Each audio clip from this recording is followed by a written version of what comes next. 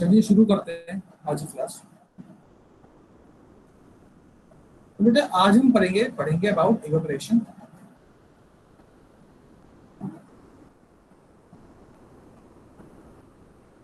तो इवेपोरेशन क्या है? ठीक है, evaporation is nothing but the process of liquid changing into vapour even below its boiling point. So this is the process of changing of liquid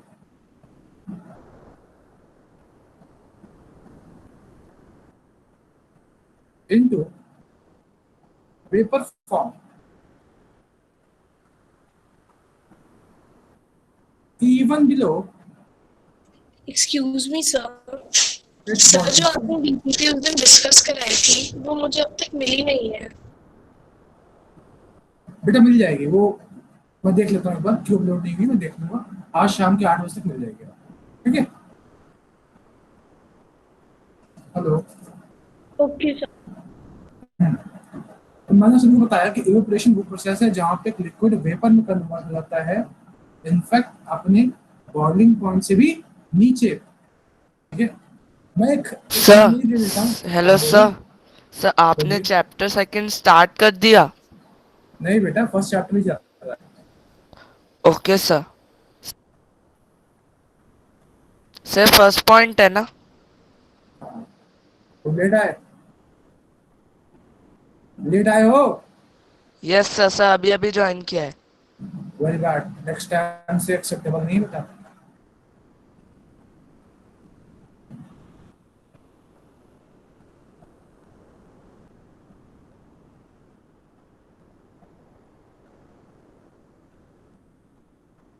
आप सभी देख सकते हैं मैंने इवेपोरेशन का एक डायग्राम निकाला है, ठीक है? समझने की कोशिश करें कि आखिरकार हो क्या रहा है इवेपोरेशन में। देखिए, जो पार्टिकल होते हैं सरफेस पे,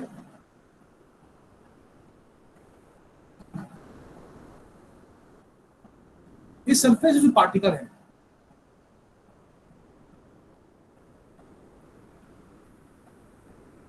इनकी जो काइनेटिक एनर्जी है वो हायर होती है as compare to particles which are present here. आप सभी जानते हो कि किसी भी लिक्विड को अगर गैस में कन्वर्ट होना है तो उसको क्या चाहिए? लेटेंट हीट ऑफ वेपराइजेशन, ठीक है? और मैंने अभी आपको बोला कि जो सरफेस पार्टिकल है उनकी एनर्जी ऑलरेडी हाई है, ठीक है? Now what will happen? अगर इसकी एनर्जी हाई ऑलरेडी, तो ये एनवायरनमेंट से, ये जो अपना इसका एनवायरनमेंट है, इस एनवायरनमेंट से एनर्जी अब्सॉर्ब करेगा, that will be latent heat vaporization, और ये इजीली गैसेस फॉर्म में, वेपर फॉर्म में इजीली आ जाएगा, ठीक है? और ऐसा करने के लिए इसने सराउंडिंग को यूज किया, और ये सब बिलो इट्स बॉइलिंग पॉइंट हो रहा है।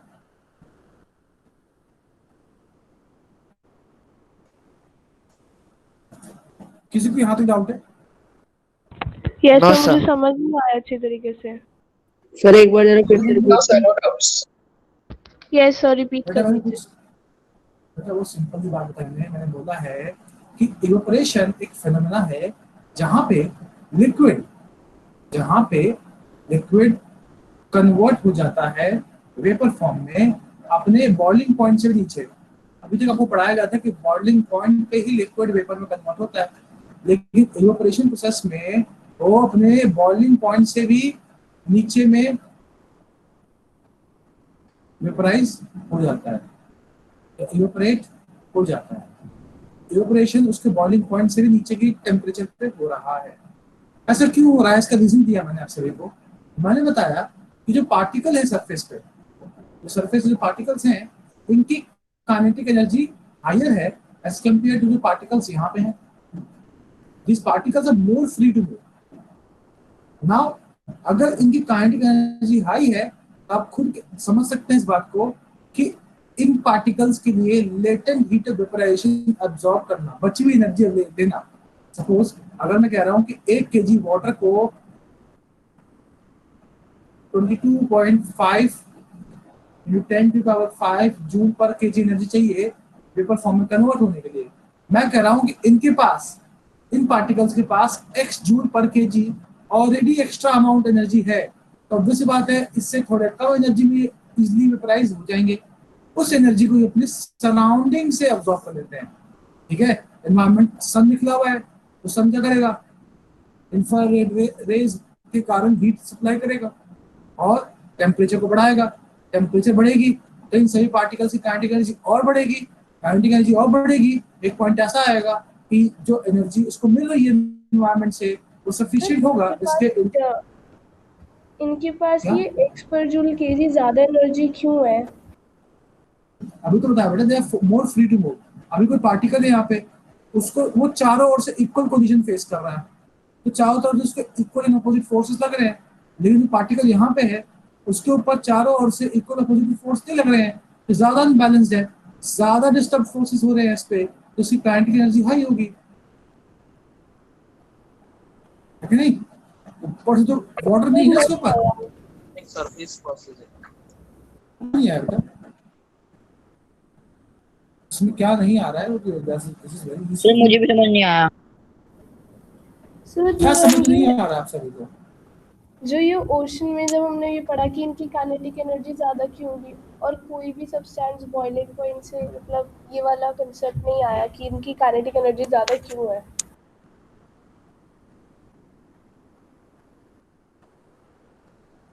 मैंने आप सभी को बहुत ही एक्सीलेंट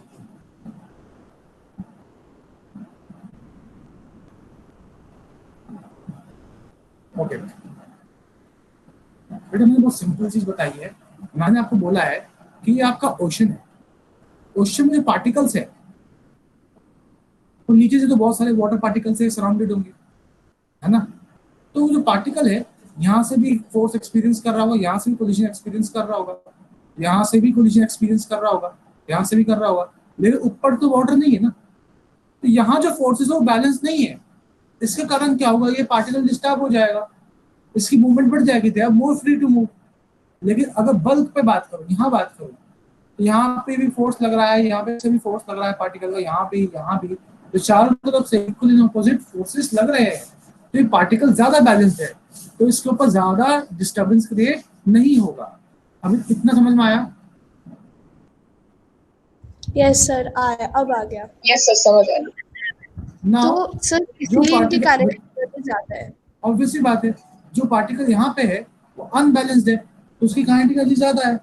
ये करेगा एनवायरनमेंट से, अपने एनवायरनमेंट से एनर्जी ऑब्जॉर्व करना स्टार्ट करेगा.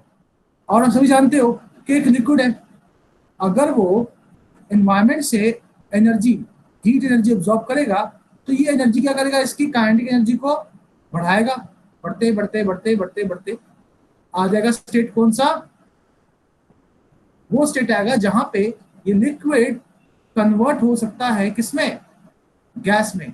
लेकिन समझिएगा इस पार्टिकल की लिक्विड की एनर्जी ऑलरेडी हाई थी, इसलिए इसने वेपराइजेशन वाला केस जहां पे लिक्विड गैस में कन्वर्ट होता है वो इनफैक्ट उसने बॉइलिंग पॉइंट से पहले ही अटेन कर लिया.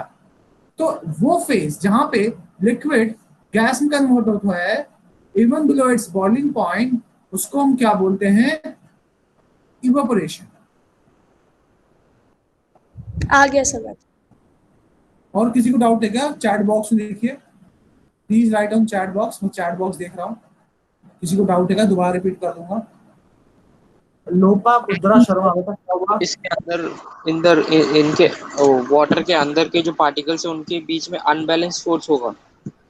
अंदर में नहीं होगा बेटा, सरफेस पे जो होगा उसके होंगे बैलेंस फोर्सेस. सर ऐसे समझ नहीं आया सर, ऊपर अनबैलेंस क्यों होगा नीचे बैलेंस क्यों होगा, ये समझ नहीं. अरे भाई तुम्हें चाहो कोई फोर्स धक्का मार रहा है तो तुम कहीं हिलोगे, ये चीज बताओ. हिलोगे?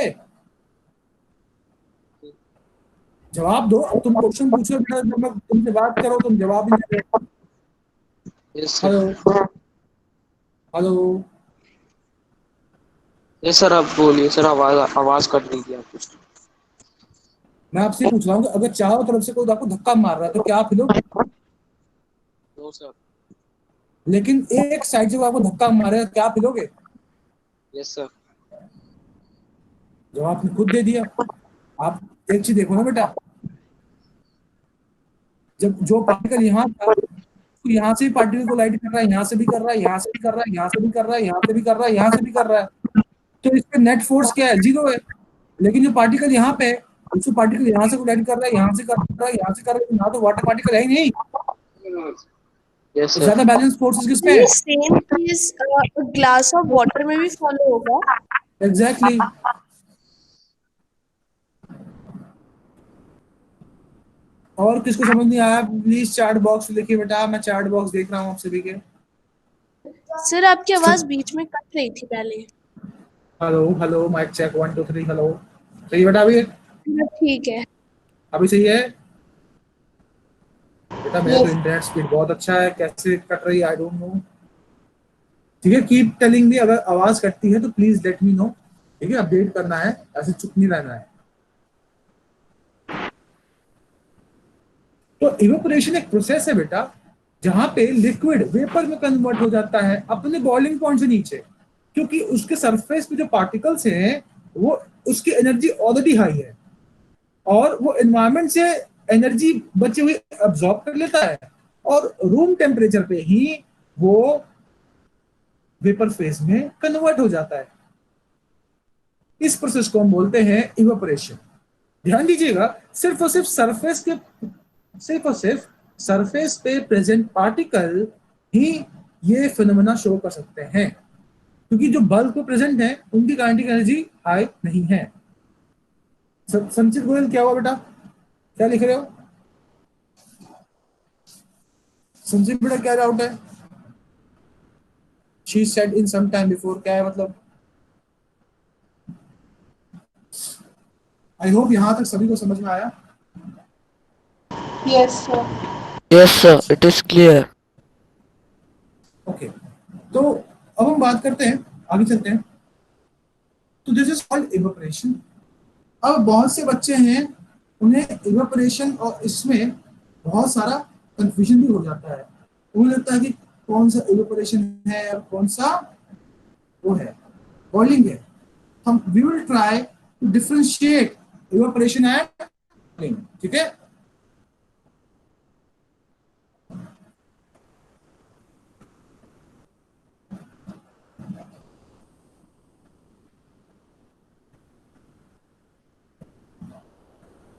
इवेपोरेशन और बॉइलिंग इंपॉर्टेंट टॉपिक है,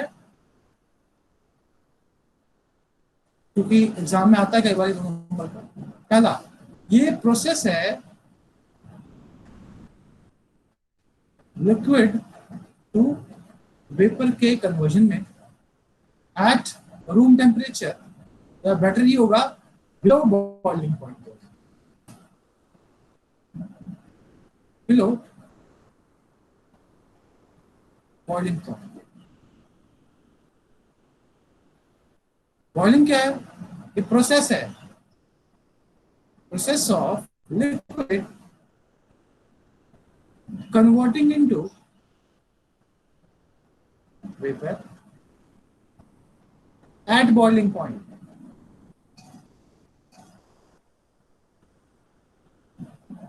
दूसरा पॉइंट, इवेपोरेशन सिर्फ और सिर्फ सरफेस पे होता है, it is a surface phenomena,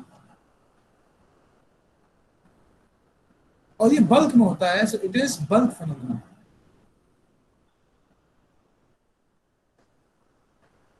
चाहे इवेपोरेशन हो चाहे वेपराइजेशन हो, यस, बॉइलिंग को वेपराइजेशन नहीं बोल सकते हैं, तो चाहे इवेपोरेशन हो या फिर वेपराइजेशन या बॉइलिंग हो, लेटेंट हीट ऑफ एनर्जी तो इन्वॉल्व होगी। Latent heat of vaporization, sorry,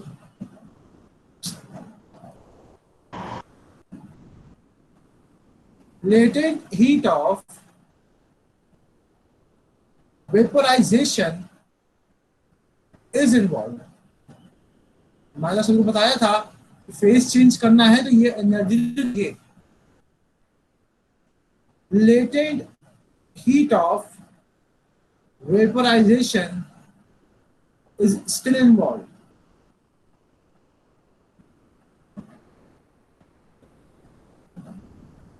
next, इसमें जो वेपोरेशन होता है वो उसके बॉइलिंग पॉइंट से पहले ही वो लिक्विड गैस में बन जाता है, वेपर में हो जाता है, और बॉइलिंग पॉइंट में वो अपने बॉइलिंग पॉइंट पे आके वो कन्वर्ट होता है। Very good. नाउ याद रखना, जब भी इवेपोरेशन होता है तो अपने सराउंडिंग से एनर्जी ऑब्जॉर्व करता है। सपोज अगर ये वाटर है, आपने देखा होगा नदी के किनारे बहुत ठंडा एनवायरनमेंट होता है। तो ठंडा एनवायरनमेंट इसलिए होता है क्योंकि अपनी सराउंडिंग से एनर्जी ऑब्जॉर्व कर रहा है। हेलो सर, वो उसमें लिखा हुआ पॉइंट दोनों सेम लिख दिया आपने। हाँ तो बेटा ये सही है, नहीं ये सही पॉइंट है बेटा। इवेपोरेशन और बॉइलिंग दोनों में ही लेटेंट हीट ऑफ वेपोराइजेशन हमें चाहिए। फेस चेंज तो करना है ना, और फेस चेंज करने के लिए एनर्जी देनी पड़ेगी, उसी को हम बोलते हैं लेटेंट हीट ऑफ वेपोराइजेशन। समझ में आया? Yes sir. चलिए चलिए आगे बढ़ते हैं। मैंने अभी बताया कि अगर नदी के किनारे आप खड़े हो जाओ तो आपको बहुत ठंडा महसूस होगा, क्योंकि ये नदी जो है, नदी में प्रेजेंट जो वाटर है, अगर वो इवेपोरेट होना चाहता है तो वो अपने एनवायरनमेंट से एनर्जी ऑब्जॉर्व करेगा, तो वहां का एनवायरनमेंट कूलर कर देगा। तो इवेपोरेशन कॉजेज कूलिंग।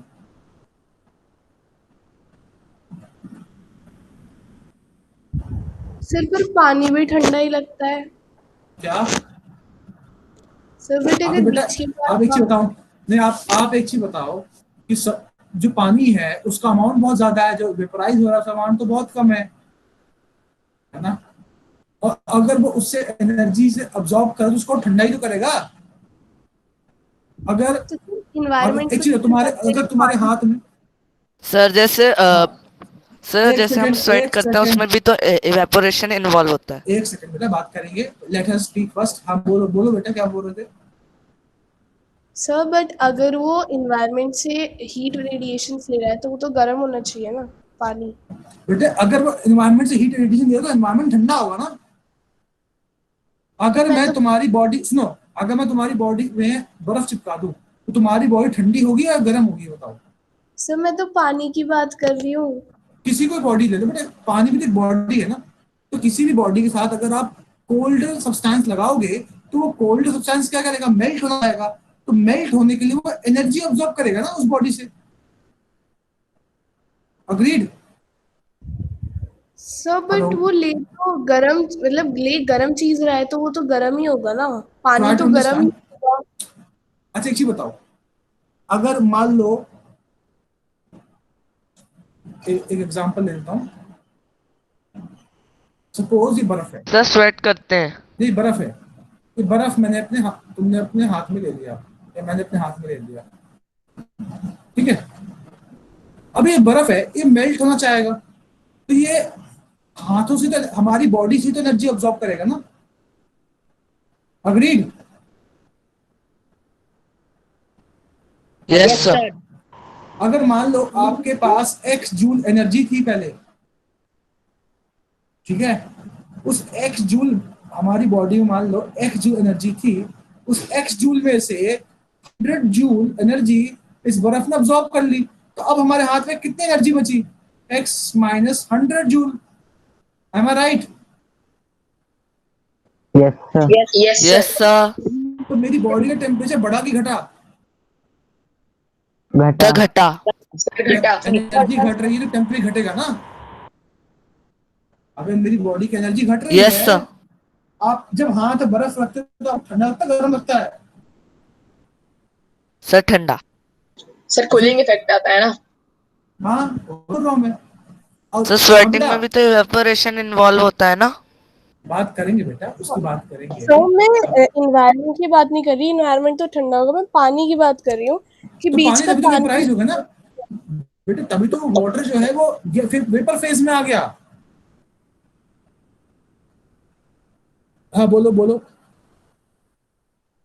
कौन बात कर रही है? हाँ भूमिका बोलो, कौन सा बच्चा था, किसको डाउट है? सर मुझे है डाउट। कौन, क्या नाम है आपका? मोक्षिका। हाँ मोक्षिका बोलो। तो सर फिर मतलब जो उन्होंने हीट रेडिएशन एब्जॉर्ब करी वो इवेपोरेशन में चली गई, तो फिर से पानी ठंडा हो गया। ये तो हमने भी डिस्कस किया। गर्म क्या हो रहा है आपके अकॉर्डिंग, क्या गर्म होना चाहिए? सर मेरे अकॉर्डिंग पानी गर्म होना चाहिए अगर इवेपोरेशन का रेट कौन कम सा है तो पानी, आप कौन सा पानी? सी वो का पानी जो पानी। इवेपोरेट हो गया, वो पानी जो सिस्टम में है, जो उस सी में है या समुद्र में पानी है? हाँ समुद्र का पानी जो, हाँ वही। नहीं बेटा देखो, समझो समझो इस बात को। मैं एक बार अच्छा डायग्राम ले लेता हूँ।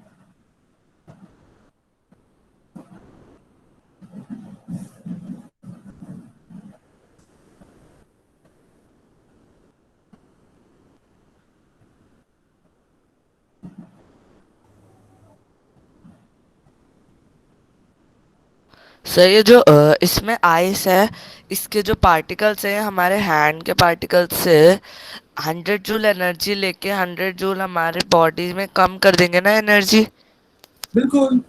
अगर मैं तुमसे 5 जिसके टॉफी कारण छीन लूं, कूलिंग तुम्हारे पास होगी। 5 टॉफी कम हो जाएगी, है ना?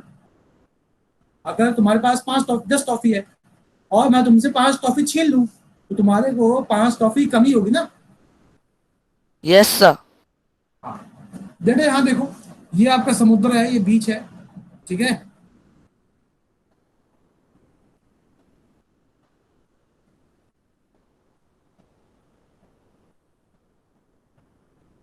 तो अभी कोई आदमी खड़ा है यहाँ पे, अगर तो उसको ठंडा महसूस होगा।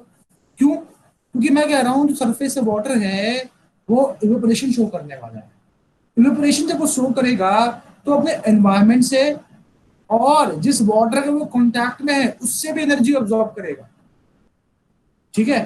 तो आप मुझे बताइए कि जिससे जिस सराउंडिंग सराउंडिंग मतलब ये हवा चारों ओर जहाँ पे एनर्जी है, वाटर वाटर में भी एनर्जी है क्योंकि सन के कारण वो तो गर्म हो ही रही है ना।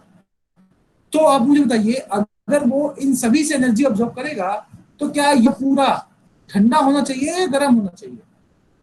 या ठंडा। ठंडा। मोक्षिका। तो इतनी सराउंडिंग की हीट लेता है और देन जब सराउंडिंग में कोई हीट नहीं बचती इसलिए हमें ठंडा फील होता है। सराउंडिंग मतलब ये हवा भी हो गई और वाटर भी हो गया। वाटर में तो एनर्जी होगी ना कुछ ना कुछ। आपका यस मटका ठंडा कैसे होगा? आपका जो मटके का पानी वो जो उसमें वाटर रखा हुआ है ना गर्म, उससे ठंडा होता है। इट मीन्स वो वाटर से भी हीट अब्सॉर्ब करेगा, अपनी सराउंडिंग से भी बिल्कुल हीट अब्सॉर्ब करेगा ना। एग्जैक्टली। देखो बेटा, ये आपका सपोज ये आपका वो है मटका पानी का, इसमें पानी है, ठीक है? वाटर क्या करता है, इसके छोटे छोटे पोर्स होते हैं, इसके थ्रू स्वीप करता है, ठीक है? और इवेपोरेट होना चाहता है। इवेपोरेट होने के लिए ये वाटर इसी वाटर से एनर्जी ले करके सराउंडिंग में निकल जाता है। और अब एक चीज बताओ, अगर इस वाटर से एनर्जी ऑब्जॉर्व कर ली तो इसका टेम्परेचर क्या हो जाएगा? कम हो जाएगा। तो पानी क्या हो गया? कोल्ड हो गया, ठंडा पानी हो गया। ओके सो इट मीन्स उसकी हीट की तो उसमें कमी हीट बची इसलिए वो कूल हो गया पानी। क्या बोल रहे हो? सर इट्स मीन आपने जो बोला उसने पानी में से इसने हीट लेके अब्सॉर्ब किया तो उसमें हीट कम पानी बची। से पानी से हीट अब्जॉर्ब किया, सराउंडिंग से हीट अब्जॉर्ब किया, जहां से भी उसको हीट मिला। कम हो गई तो हमें ठंडा फील हुआ, हाँ, मतलब पानी जिससे ठंडा हो अब एक चीज बताओ, अगर तुम्हारे पास 500 रुपए है और मैं तुमसे 100 रुपए छीन लूं तो तुम्हारे पास 100 रुपए बढ़ जाएंगे या घट जाएंगे? Can you hear गया। me? सर एक और बार प्लीज रिपीट If कर you have दीजिए। 500 rupees, if you have 500 rupees and I take 100 rupees from that, now you'll be having extra of 100 rupees or you will having deficiency of 30. Sir defence से कम हो जाएगा ना, of course आपने लिया है। You will have less 100 rupees sir than but the in this case. Water क्यों ठंडा होगा? वाटर ही तो एब्जॉर्ब कर रहा है हीट। मटके का केस तो अलग ही है, वहां तो वो पोर्स में से निकल के जो इवेपोरेट हो रहा एब्जॉर्ब है। कर रहा था वो इवेपोरेट हो गया ना। बेटा अगर ये जो पोर है ना, ये पोर में वाटर है, ये वाटर वेपर में कन्वर्ट होने के लिए ये जो गर्म पानी है ना जो आपने डाला है नलके से, उसी से एनर्जी अब्सॉर्ब करेगा और फिर वेपर फॉर्म में निकल जाएगा। सर जैसे वाटर के पार्टिकल सर हीट जो सन दे रहा है वो ऊपर से सबके ऊपर इवनली आ रही है, पर जो Obviously, पार्टिकल्स हैं वो दूसरों से एनर्जी लेकर इवेपोरेट हो जाते हैं, इसलिए उनकी एनर्जी कम हो जाती है, इसलिए वो ठंडे हो जाते हैं। नहीं समझ में आया आपने क्या बोला, फिर से बोलो। सर जो हीट सन दे रहा है वो सब में इवनली हो रही है, कोई भी इवेपोरेट नहीं हो रहा, पर जो पार्टिकल्स हैं कुछ वो दूसरे पार्टिकल की एनर्जी ले लेते हैं, एक्स्ट्रा एनर्जी, और उसके कारण उसकी स्टेट बदल जाती है, जिसके कारण इवेपोरेशन अकर होता हाँ है। मैं मुझे यही कह रहा हूँ, सराउंडिंग से एनर्जी अब्सॉर्ब कर लेता है वो और इवेपोरेट हो आता है। अब जिससे भी एनर्जी अब्सॉर्ब करेगा उसका टेम्परेचर कम हो जाएगा। बेटा मोक्षिका हम बहुत सारे एग्जांपल्स अभी करेंगे इवेपोरेशन कॉजेस कूलिंग के, वहां पे आपको क्लियर हो जाएगा कि कैसे वो वाटर को क्या कर रहा है। सो रिलैक्स, अभी हम बात करेंगे इस पे। अभी हम बात कर लेते हैं इवेपोरेशन के क्या फैक्टर्स हैं। ओशन में आइस क्यों जम जाता है? इसमें सर ओशन में। बेटा वहाँ टेम्परेचर बहुत कम होता होगा ना, अंडरस्टूड? सर टेम्परेचर कहाँ से वो एब्जॉर्ब करता है? आप एक चीज बताओ, अगर वहां पे इन्वायरमेंटल टेम्परेचर -20 डिग्री सेल्सियस है तो आपको क्या लगता है कि वहां के समुद्र में पानी को जमना चाहिए या नहीं जमना चाहिए? अगर ठंड पड़ेगी तो वहां तो बर्फ जमेगा ही पानी, है ना? Am I right? Yes sir, वहाँ का एल्टीट्यूड नहीं होगा तो क्या हुआ? क्या हुआ बेटा? What happened? Excuse me, sir. So I have a doubt regarding melting point and boiling point. Sir, आप please पूछिए। explain कर। Sir, बेटा ये मेल्टिंग पॉइंट वो पॉइंट है जहाँ पे सॉलिड लिक्विड होता है, और बॉइलिंग पॉइंट वो पॉइंट है जहाँ पे लिक्विड गैस में कन्वर्ट होता है। सर मेरा डाउट ये है कि जो चीज मतलब मेल्टिंग पॉइंट और बॉइलिंग पॉइंट को इफेक्ट करती है, सर जैसे अगर हम किसी सब्सटेंस में मोर इम्प्योरिटीज डाल देंगे तो उसका Yes. बॉइलिंग पॉइंट बढ़ जाएगा और डिपेंड नहीं उसका करता, डिपेंड नहीं करता, वो अलग अलग केस है बेटा। बिल्कुल बढ़ जाएगा, इम्प्योरिटी के कारण सरफेस एरिया कम पड़ जाएगा ना, तो सरफेस पार्टिकल है उसको एस्केप करने की टेंडेंसी घट जाएगी। बहुत सारे केसेस होते हैं उसमें, जनरली बढ़ जाती है। और सर जब हम उस पे मोर प्रेशर डालेंगे तो प्रेशर और बॉइलिंग पॉइंट ये दोनों तो डायरेक्टली प्रोपोर्शनल है ना? नो, इनवर्सली बेटा। प्रेशर घटेगा बॉइलिंग, हाँ डायरेक्टली प्रोपोर्शनल से कह रहा है। प्रेशर घटेगा तो बॉइलिंग पॉइंट भी घट जाएगा, सही बोल रहे हो। और सर प्रेशर और मेल्टिंग पॉइंट ये दोनों इनवर्सली प्रोपोर्शनल है। यस, चलो आगे बढ़े। Okay sir. आप में जो भी बच्चा, आप में से सारे जीएसटीसी की तैयारी कर रहे हो? चैट बॉक्स में लिखो सारे, मैं आप सभी की चैट पढ़ रहा हूँ, प्लीज आंसर ऑन चैट। कौन कौन तैयारी कर रहा है जीएसटीसी की? जीएसटीसी क्लियर करना है नहीं करना है, प्लीज आंसर ऑन चैट। पढ़ भी रहे हैं? हेलो हेलो, यस सर पढ़ रहे हैं। तो बेटा चैट बॉक्स में सारे आइए, 45 स्टूडेंट्स हैं आप, और कोई भी चैट पे नहीं आया अभी तक। नो सर, आ चैट- चुके हैं बहुत सारे बच्चे। अच्छा आ गए, नहीं आ रहा फिर। Okay that's good, that's good. Okay sir sir GSTSC examination की एलिजिबिलिटी में मतलब कोई ऐसा क्राइटेरिया है, मतलब जैसे वो तो सिर्फ दिल्ली के स्टूडेंट्स दे सकते हैं, तो सर मेरा स्कूल दिल्ली रिकॉग्नाइज नहीं है तो जीएसटीएससी में मतलब मैं नहीं दे पाऊंगा? नहीं बेटा ऐसा कुछ नहीं है, आप अपने स्कूल से भर सकते हैं। जीएसटी ऑल ओवर इंडिया होता है ना, अपने अपने स्टेट का होता है। जिसको एक्स्ट्रा टॉपिक पढ़ना है बेटा, इस लिंक पे क्लिक करेंगे, लिंक मिल गया, ये मेरा चैनल है, you can study NTC from extra topics from there also. ठीक है, hello, yes sir. okay, this is I'm making some lectures for you all. You can study more lectures from here. Just click on this link. आपको इस link पर click करना होगा और आप सभी को और लेक्चर्स मिल जाएंगे। चलिए हम आगे बढ़ते हैं। तो हम बात कर रहे थे फैक्टर्स अफेक्टिंग इवेपोरेशन की। तो पहला आता है टेम्परेचर। टेम्परेचर का क्या इम्पैक्ट पड़ता है? बोलिए। हाँ, वो आप एवोपरेशन और बॉइलिंग के पॉइंट्स कराए थे, वो बॉइलिंग का 4th पॉइंट नहीं लिखा है आपने। ओके, तो पॉइंट रह गया था। Okay, that's good, very good.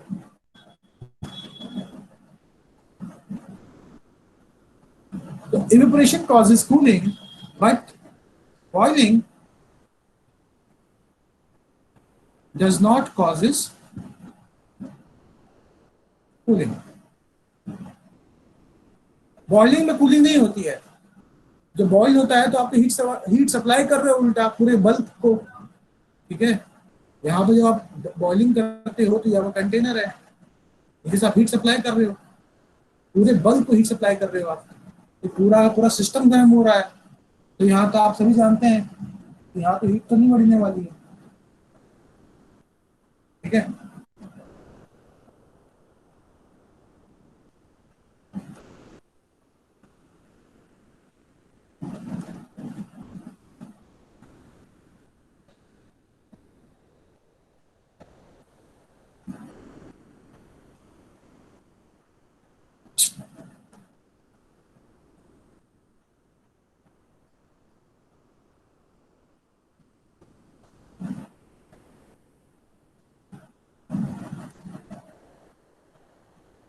यहाँ तक का क्लियर कर दूं मैं? Hello, yes sir. Yes sir. इसको साइड कर देता हूँ सीधा।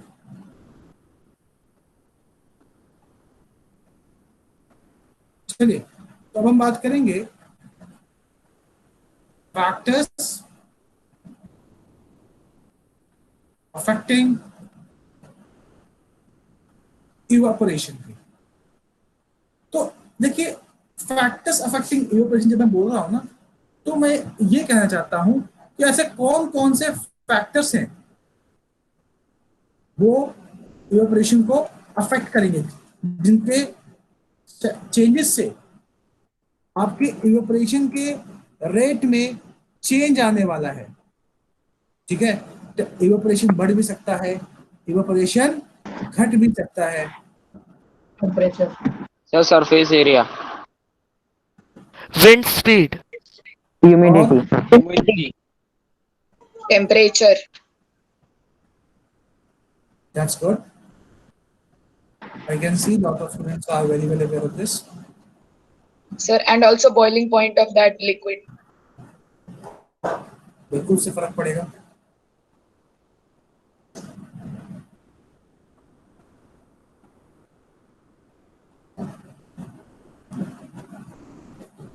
और कोई पॉइंट देना चाहता है कोई बच्चा?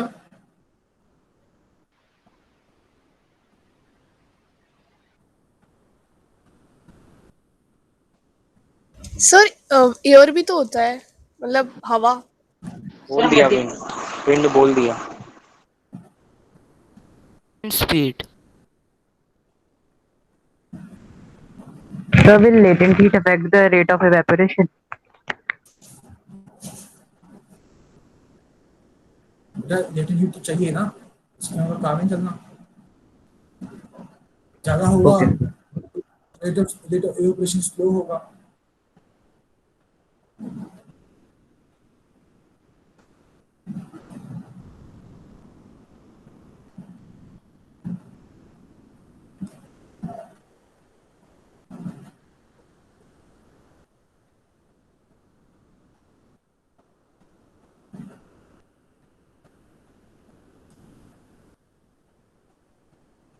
अब हम बात करेंगे कौन कौन से फैक्टर्स हैं जो इवेपोरेशन को अफेक्ट करते हैं। पहला आता है टेम्परेचर। अगर मैं बात करूं टेम्परेचर की, जैसे जैसे टेम्परेचर बढ़ता है, जो मॉलिक्यूल्स है सरफेस से जो मॉलिक्यूल्स हैं, उनकी काइनेटिक एनर्जी बढ़ जाती है, and they are energetic enough to escape the liquid. तो आसान भाषा में, अगर आप टेम्परेचर को बढ़ाओगे तो kinetic energy of liquid will increase. इसके कारण क्या होगा, जो सरफेस पे पार्टिकल्स हैं, now they are eligible to escape this liquid से बाहर निकल के वो वेपर फॉर्म में आ सकते हैं। तो आपने देखा कि रेट ऑफ इवेपोरेशन भी क्या हो गया, बढ़ गया। तो यहां से मुझे मालूम पड़ा कि temperature is directly proportional to rate of evaporation. Evaporation. अब बात करते हैं ह्यूमिडिटी की। ह्यूमिडिटी क्या होती है? ह्यूमिडिटी का मतलब होता है amount of water vapour present in our environment. हमारे एनवायरमेंट में कितने वाटर वेपर प्रेजेंट हैं, उसी को हम क्या बोलते हैं, ह्यूमिडिटी। तो ध्यान दीजिएगा, humidity is inversely proportional to rate of evaporation. ऐसा क्यों? ऐसा इसलिए बेटा, क्योंकि जब आपके एनवायरमेंट में उमस ज्यादा होगी, हमारा एनवायरमेंट अगर ऐसा होगा जैसे बरसात हुई है, बरसात में धूप खिल जाती है, तो आपने देखा होगा उस टाइम पे कूलर काम नहीं करते, क्योंकि रेट ऑफ इवेपोरेशन घट जाता है। क्योंकि देखिए, अगर ये लिक्विड है और लिक्विड इवेपोरेट होकर कहाँ जाएगा, एनवायरमेंट में तो जाएगा ना। इवेपोरेट होकर के लिक्विड के पार्टिकल्स को एनवायरमेंट में तो जाना है, एनवायरमेंट में वो वेपर स्पेस ऑक्यूपाई करेगा। अगर स्पेस ही नहीं मिलेगा उसको, तो क्या वो इवेपोरेट होगा? No, sir. No sir. No sir, evaporation का रेट कम हो जाएगा। तो जैसे जैसे ह्यूमिडिटी बढ़ती है, इवेपोरेशन का रेट घट जाता है, क्योंकि आप सभी जानते हो हमारा एनवायरनमेंट जितना ह्यूमिड होगा, ठीक है, उतना ज्यादा हमारे एनवायरनमेंट में वाटर वेपर्स प्रेजेंट होंगे, उतना ज्यादा हमारा एनवायरनमेंट का स्पेस ऑक्यूपाई होगा, तो उतना ही कम स्पेस मिल रहा है लिक्विड वाटर को इवेपोरेट होकर के एनवायरनमेंट में आने के लिए। जब ऑलरेडी यहाँ पे स्पेस ऑक्यूपाइड है, तो क्या ये इसको आने देंगे? नहीं आने देंगे। इसलिए मैंने कहा है ह्यूमिडिटी बढ़ेगी तो रेट ऑफ इवेपोरेशन भी घटेगा। Higher humidity, lower rate as more water vapour present in the air to hit the escaped liquid molecule back to liquid. वही तो मैंने समझाया आप सभी को। किसी को यहाँ पे डाउट है? सर एक बार सर ह्यूमिडिटी का सर No, पॉइंट sir. दो। बेटा मैंने ये बताया है कि ह्यूमिडिटी दरअसल हमारे एनवायरनमेंट में कितने वाटर वेपर्स प्रेजेंट हैं, तो उसके बारे में हम इंफॉर्मेशन देते हैं। जितने ज्यादा हमारे एनवायरनमेंट में वाटर वेपर्स होंगे, उतना ज्यादा वो क्राउडेड होगा एनवायरनमेंट। तो जो वाटर इवेपोरेट होकर के एनवायरनमेंट में आना चाहेगा, वो एनवायरनमेंट में उसको जगह नहीं मिलेगी, तो वापस से कहाँ जाएगा? वो वापस लिक्विड स्टेट में जाएगा। अगर तुम्हें मैं एक ऐसे कमरे में डालने की कोशिश करूं जहां पे ऑलरेडी 100 लोगों को मैंने भरा हुआ है, तो क्या आप उसमें जाओगे? आपको धक्का देकर भेजूंगा तो भी वापस निकल जाओगे बाहर। It is just like that. Sir humidity evaporation से इनवर्सली प्रोपोर्शनल है ना? वही तो बोल रहा हूँ तब से कि अगर ह्यूमिडिटी बढ़ेगी, हवा में नमी बढ़ेगी, तो इवेपोरेशन का रेट घट जाएगा। इसलिए आपने देखा होगा कूलर भी आपका रेनी सीजन जब सूरज निकल जाता है, जब मौसम क्लियर होता है बरसात होने के बाद, तो उस टाइम पे काम नहीं करता कूलर, उस टाइम पे एसी ही काम करता है।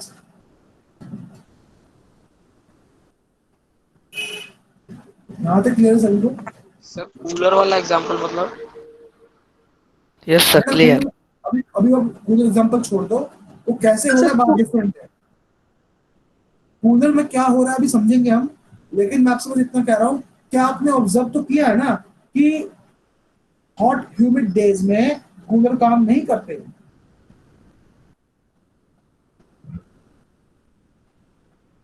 Am I clear? यस मैं बताऊंगा अभी आपको कि हॉट ह्यूमिड डे से कूलर काम क्यों नहीं करते। फिलहाल अभी बात, अगर आपने एक्सपीरियंस किया है, कभी कूलर यूज किया है घरों पे अपने, तो आपने ये चीज देखा होगा कि ऐसे रेनी सीजन जब दिन धूप निकल जाए उस दिन कूलर फेल हो जाता है। कूलर अभी देखो आज के मौसम, अभी मैं कूलर चलाऊंगा तो बहुत अच्छी हवा आएगी, ठंडी हवा आएगी, लेकिन अगर बरसात हो जाए, धूप निकल जाए, फिर नहीं आएगी ठंडी हवा।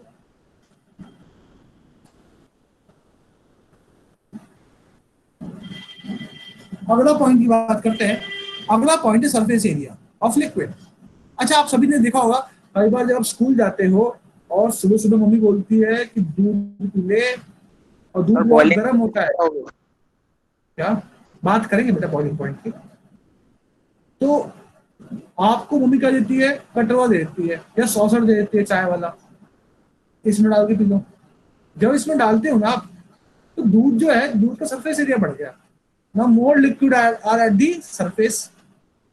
ठीक है, उनके इवेपोरेट होने की रेट भी बढ़ जाएगी। क्यों? क्योंकि बहुत सारे पार्टिकल सरफेस पे आ गए, रेट ऑफ इवेपोरेशन बढ़ेगा तो आप सभी जानते हैं क्या होगा, लिक्विड जो यहाँ थी वो ठंडा हो जाएगा, क्योंकि रेट ऑफ इवेपोरेशन बढ़ा है। तो इवेपोरेट होने के लिए वो ये जो दूध के पार्टिकल्स थे, उसने क्या किया, एनर्जी किससे अब्सॉर्ब करी? इस गर्म लिक्विड से, एनवायरनमेंट से। तो वो इस एनवायरनमेंट को, इस गर्म लिक्विड को क्या करेगा? ठंडा कर देगा। इसलिए आपने देखा है जब सरफेस एरिया बढ़ जाता है तो जल्दी इवेपोरेशन होता है। अभी गर्मियों के मौसम है, आप सभी ने छत पे पानी डाला कभी शाम को बैठने के लिए? यस सर, भाप निकलती है।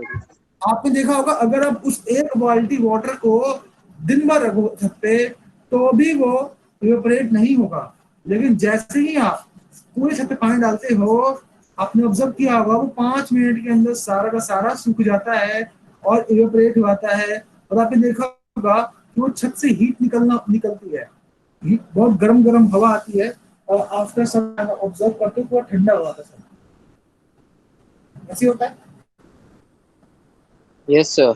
Yes sir. Yes sir. क्योंकि बेटा वो एनवायरनमेंट से, आपके छत से एनर्जी ऑब्जॉर्व कर रहा है, एनवायरनमेंट से एनर्जी ऑब्जॉर्व कर रहा है, तो ठंडा कर देगा। अब देखा उसके बाद छत पे बैठने में बड़ा मजा आता है।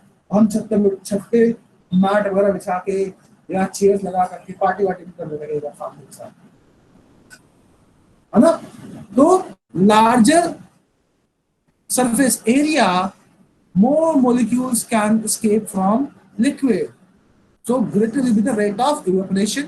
ज्यादा पार्टिकल सरफेस पे हैं तो ज्यादा इवेपोरेट हो सकते हैं, सिंपल। सर ये जो अभी आपने एनर्जी का पॉइंट बताया, वो कौन एनर्जी अब्सॉर्ब करता है, एक बार दोबारा बता दीजिए। बेटा आपने बाल्टी में पानी लेकर के छत पे डाला, जब आपने छत पे पानी डाला तो क्या होगा, वो पानी इवेपोरेट होना चाहेगा। इवेपोरेट होने के लिए वो एनर्जी ऑब्जर्व करेगा। किससे करेगा? उस गर्मा गर्म छत से करेगा। उससे अगर एनर्जी ऑब्जर्व कर ली तो ठंडा कर देगा। आया समझ में? यस सर, आगे।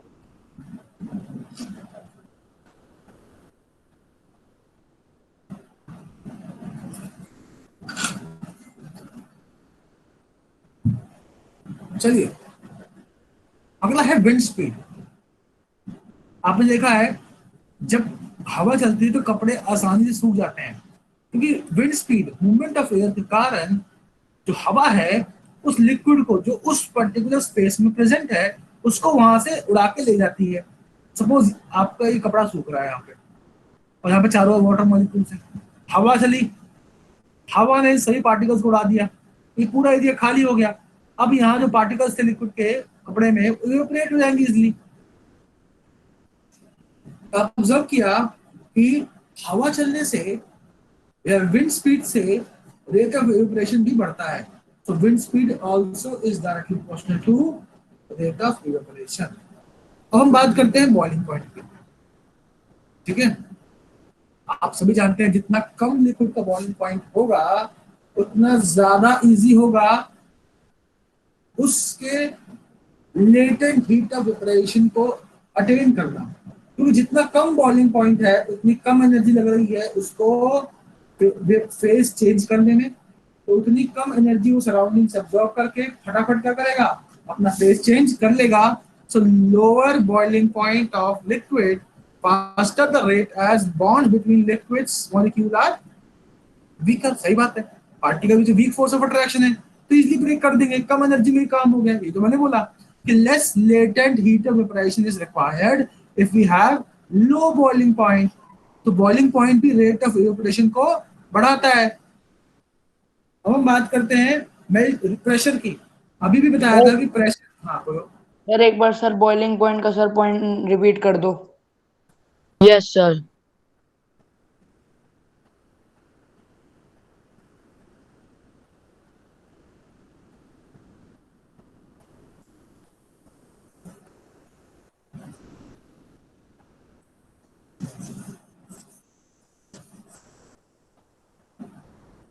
बेटा मैंने कहा है. अब एक चीज बताओ, एक लिक्विड है एक्स, एक लिक्विड है वाई. ये 80 डिग्री सेल्सियस पे, इसका ये 80 डिग्री सेल्सियस का बॉइलिंग पॉइंट है, इसका 120 डिग्री सेल्सियस है. ज्यादा इजीली वेपराइज कौन सा होगा? ये वाला होगा, क्योंकि जब 80 डिग्री सेल्सियस में ये वेपराइज हो सकता है उससे कम टेम्परेचर, ये इसका मतलब है कि आसानी से ये इवेपोरेट भी हो सकता है. ठीक है, क्यों हो सकता है? क्योंकि अपने एनवायरमेंट से एनर्जी ऑब्जॉर्ब कर लेगा और इसको कम एनर्जी चाहिए, क्योंकि आप सबने पढ़ा था कि मेल्टिंग पॉइंट और boiling point is a measure of force of attraction. जितना कम बॉइलिंग पॉइंट उतना कम फोर्स ऑफ अट्रैक्शन, उतनी कम एनर्जी चाहिए उसको फेस, उसका फेस चेंज करने के लिए. आया समझ में? Yes sir. बात करते हैं प्रेशर की. अभी बताया था कि प्रेशर घटेगा तो बॉइलिंग पॉइंट भी क्या होगा? घटेगा. और बॉइलिंग पॉइंट घटेगा तो रेट ऑफ इवेपोरेशन क्या होगा? बढ़ेगा. बढ़ेगा सर. है कि नहीं? सर प्रेशर घटेगा तो Yes, sir. बॉइलिंग पॉइंट भी घटेगा, मतलब कैसे? आप अगर आप बेटा, सिंपल सी बात है, आप जानते हो कि प्रेशर और temperature are directly proportional. Pressure घटेगा, टेम्परेचर भी घटेगा, है ना? Am I right? Yes Yes, sir. sir, you are right. Yes sir sir. एक टेम्परेचर घटता है Yes, तो sir. बॉइलिंग पॉइंट भी घटेगा. सर गर्मियों में जब हम ठंडे पानी का गिलास रखते हैं तो उस ठंडे पानी का गिलास के बाहर जो सरफेस है वो बबल्स आ जाते हैं. कौन पूछ रहा है क्वेश्चन? ये कौन पूछ रहा है? सर मैं हेलो, पूछ रही हूँ. क्या नाम है आपका? सर भूमिका उपाध्याय है. बेटा इस पे बात करेंगे अभी हम. फैक्ट इवेपोरेशन कॉजेज कूलिंग का भी हम आ रहे हैं, ये सारे केसेस डिस्कस करेंगे हम. Okay sir. ठीक है, वो भी बेटा सर वो एनवायरमेंट. क्या? बॉइलिंग पॉइंट और प्रेशर वाला. समझ नहीं आया आपको? सर अभी आप बॉइलिंग पॉइंट और प्रेशर वाला बता रहे थे, एक बार इसको कंप्लीट कर दीजिए. वही कर रहा हूँ.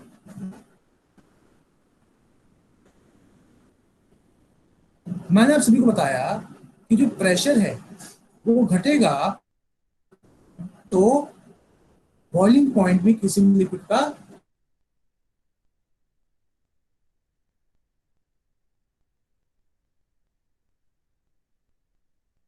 घटेगा.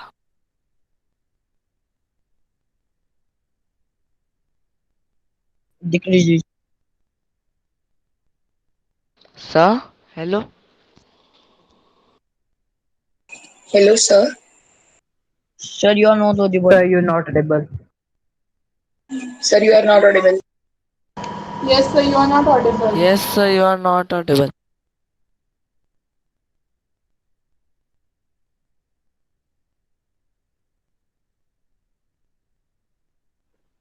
Sir we are not able to listen you.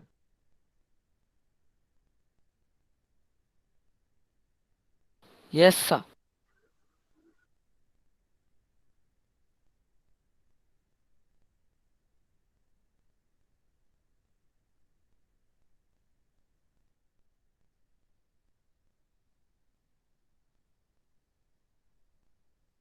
Has sir left? Sir disconnect हो गए लगता है। Yes, I also think that's disconnected because the screen is sir is not here in the class.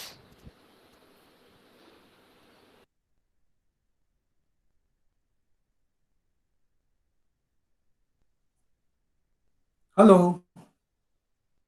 Hello, yes audible? Sir, yes sir, you are audible now. Yes, sir, you are audible. Electricity cut हो गया बेटा, उसके वजह से light चली गई। ठीक है, तो that was not my fault. आगे बढ़ते हैं। हाँ, क्या बोल रहे थे बेटा? आवाज, भूमिका? सर स्क्रीन नहीं आ रही। स्क्रीन प्रेजेंट करते हैं, वेट वेट वेट।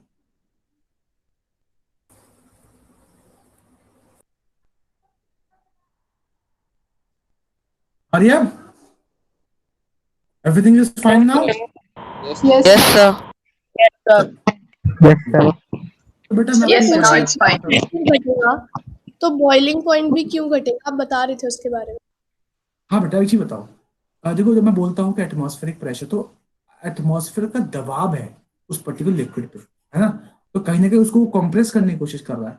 जैसे जैसे वो प्रेशर हटेगा, ना particles are experiencing less force per unit area. am I right? अब अगर Yes, पार्टिकल जो है sir. फ्री हो जाए, पार्टिकल फ्री हो जाएंगे, तो क्या होगा?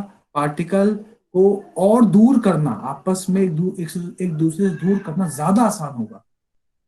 समझ रहे हो? Can you understand what I am trying to tell you? Pressure घटने से फोर्स पर यूनिट एरिया घट गया है। Force per unit Yes, area sir. घटने के कारण लेस एनर्जी रिक्वायर्ड है उसके पार्टिकल्स को फर्दर सेपरेट करने के लिए और उसका फेस चेंज करने के लिए। और फेस चेंज करने के लिए अगर लो एनर्जी लग रही है तो बॉइलिंग पॉइंट भी घट गई ना? नहीं आया समझ में? सर आ गया आंसर। Sir, अर्नब आ ने गया. अभी बताया था फैक्ट कि मेल्टिंग पॉइंट घटे, मतलब मेल्टिंग पॉइंट इनवर्सली प्रोपोर्शन होता है टेम्परेचर प्रेशर से। वो भी एक बार समझा दीजिए। इस सेड क्या बोला उसने? अभी उसने बताया था ना कि melting point inversely so proportion होता नाउ है। Will discuss relation between melting point and evaporation, है ना? Yes Yes, sir.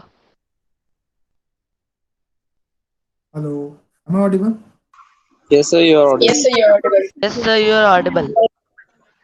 Melting point क्या है? पहले तो मुझे बताओ। सर जिस स्टेट पे सॉलिड लिक्विड बन जाता है। तो आप इस बात को तो मानते हैं ना कि मेल्टिंग पॉइंट वो टेम्परेचर है जहां पे एक सॉलिड लिक्विड बन जाता है, और melting point is also a measure of force of attraction, Yes, sir. है ना? Yes, sir. Yes sir. Yes sir.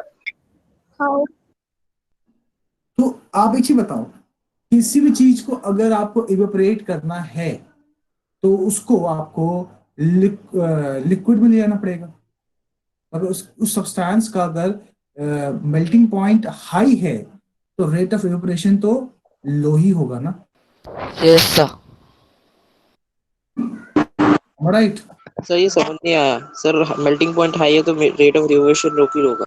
बेटा, अगर मैं कह रहा हूं कि मेल्टिंग पॉइंट हाई है तो उसका मतलब ये है कि, एक सेकंड चल नहीं रहा है। हाँ, फोर्स अगर ऑफ मैं कह रहा हूं कि अट्रैक्शन उनके मेल्टिंग पॉइंट हाई है ज्यादा। तो फोर्स ऑफ अट्रैक्शन हाई है। फोर्स ऑफ अट्रैक्शन हाई है, ठीक है? और अगर फोर्स ऑफ अट्रैक्शन हाई है तो ज्यादा एनर्जी देनी पड़ेगी उसको इवेपोरेट कराने के लिए। यस तो राइट, यस जितना ज्यादा Yes, sir. जितना ज्यादा मेल्टिंग, Yes, sir. सुनेगा, जितना जितना ज्यादा मेल्टिंग पॉइंट उतना कम रेट ऑफ इवेपोरेशन। पर सर मैंने प्रेशर वाला पूछा था पॉइंट। राइट?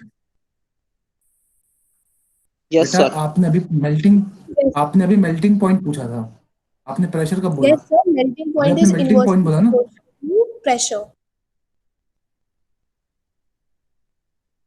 अब पहले तो हम रिलेशन की इसकी बात कर लेना। पहले तो ये क्लियर है, melting yes point sir. Is inversely proportional greater. Yes अब सर। आप कह रहे हो कि प्रेशर प्रेशर और मेल्टिंग पॉइंट में क्या रिलेशन है ना? मेल्टिंग पॉइंट क्या है? It is again a measure of force of attraction, है ना? अगर आप इसको लेके जाओगे ऊपर एनवायरमेंट में तो क्या होगा? अगर ऊपर एनवायरमेंट में जाएंगे तो क्या होगा? सर एटमॉस्फेरिक प्रेशर बताओ। डिक्रीज हो जाएगा। अगर हम अगर अगर हम अगर हम ऊपर वाले हाई ऑल्टीट्यूड प्लेन पे जाएं तो क्या होगा? सिंपल से question. Atmospheric pressure decrease. Atmospheric pressure sir decreases. Atmospheric pressure decrease हो जाएगा। Yes. Yes, sir. Okay, now एक सेकंड।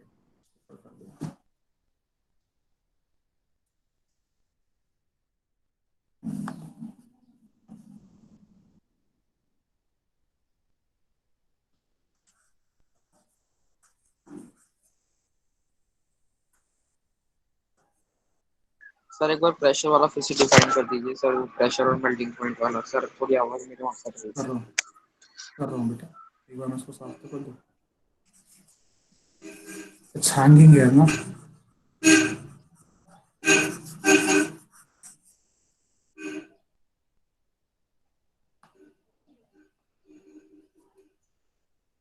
मैं पूरा क्लियर कर रहा हूँ, ठीक है?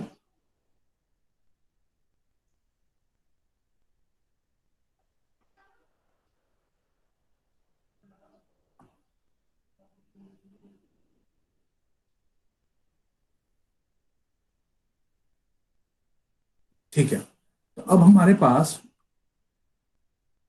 प्रेशर और मेल्टिंग पॉइंट के बीच का रिलेशन है,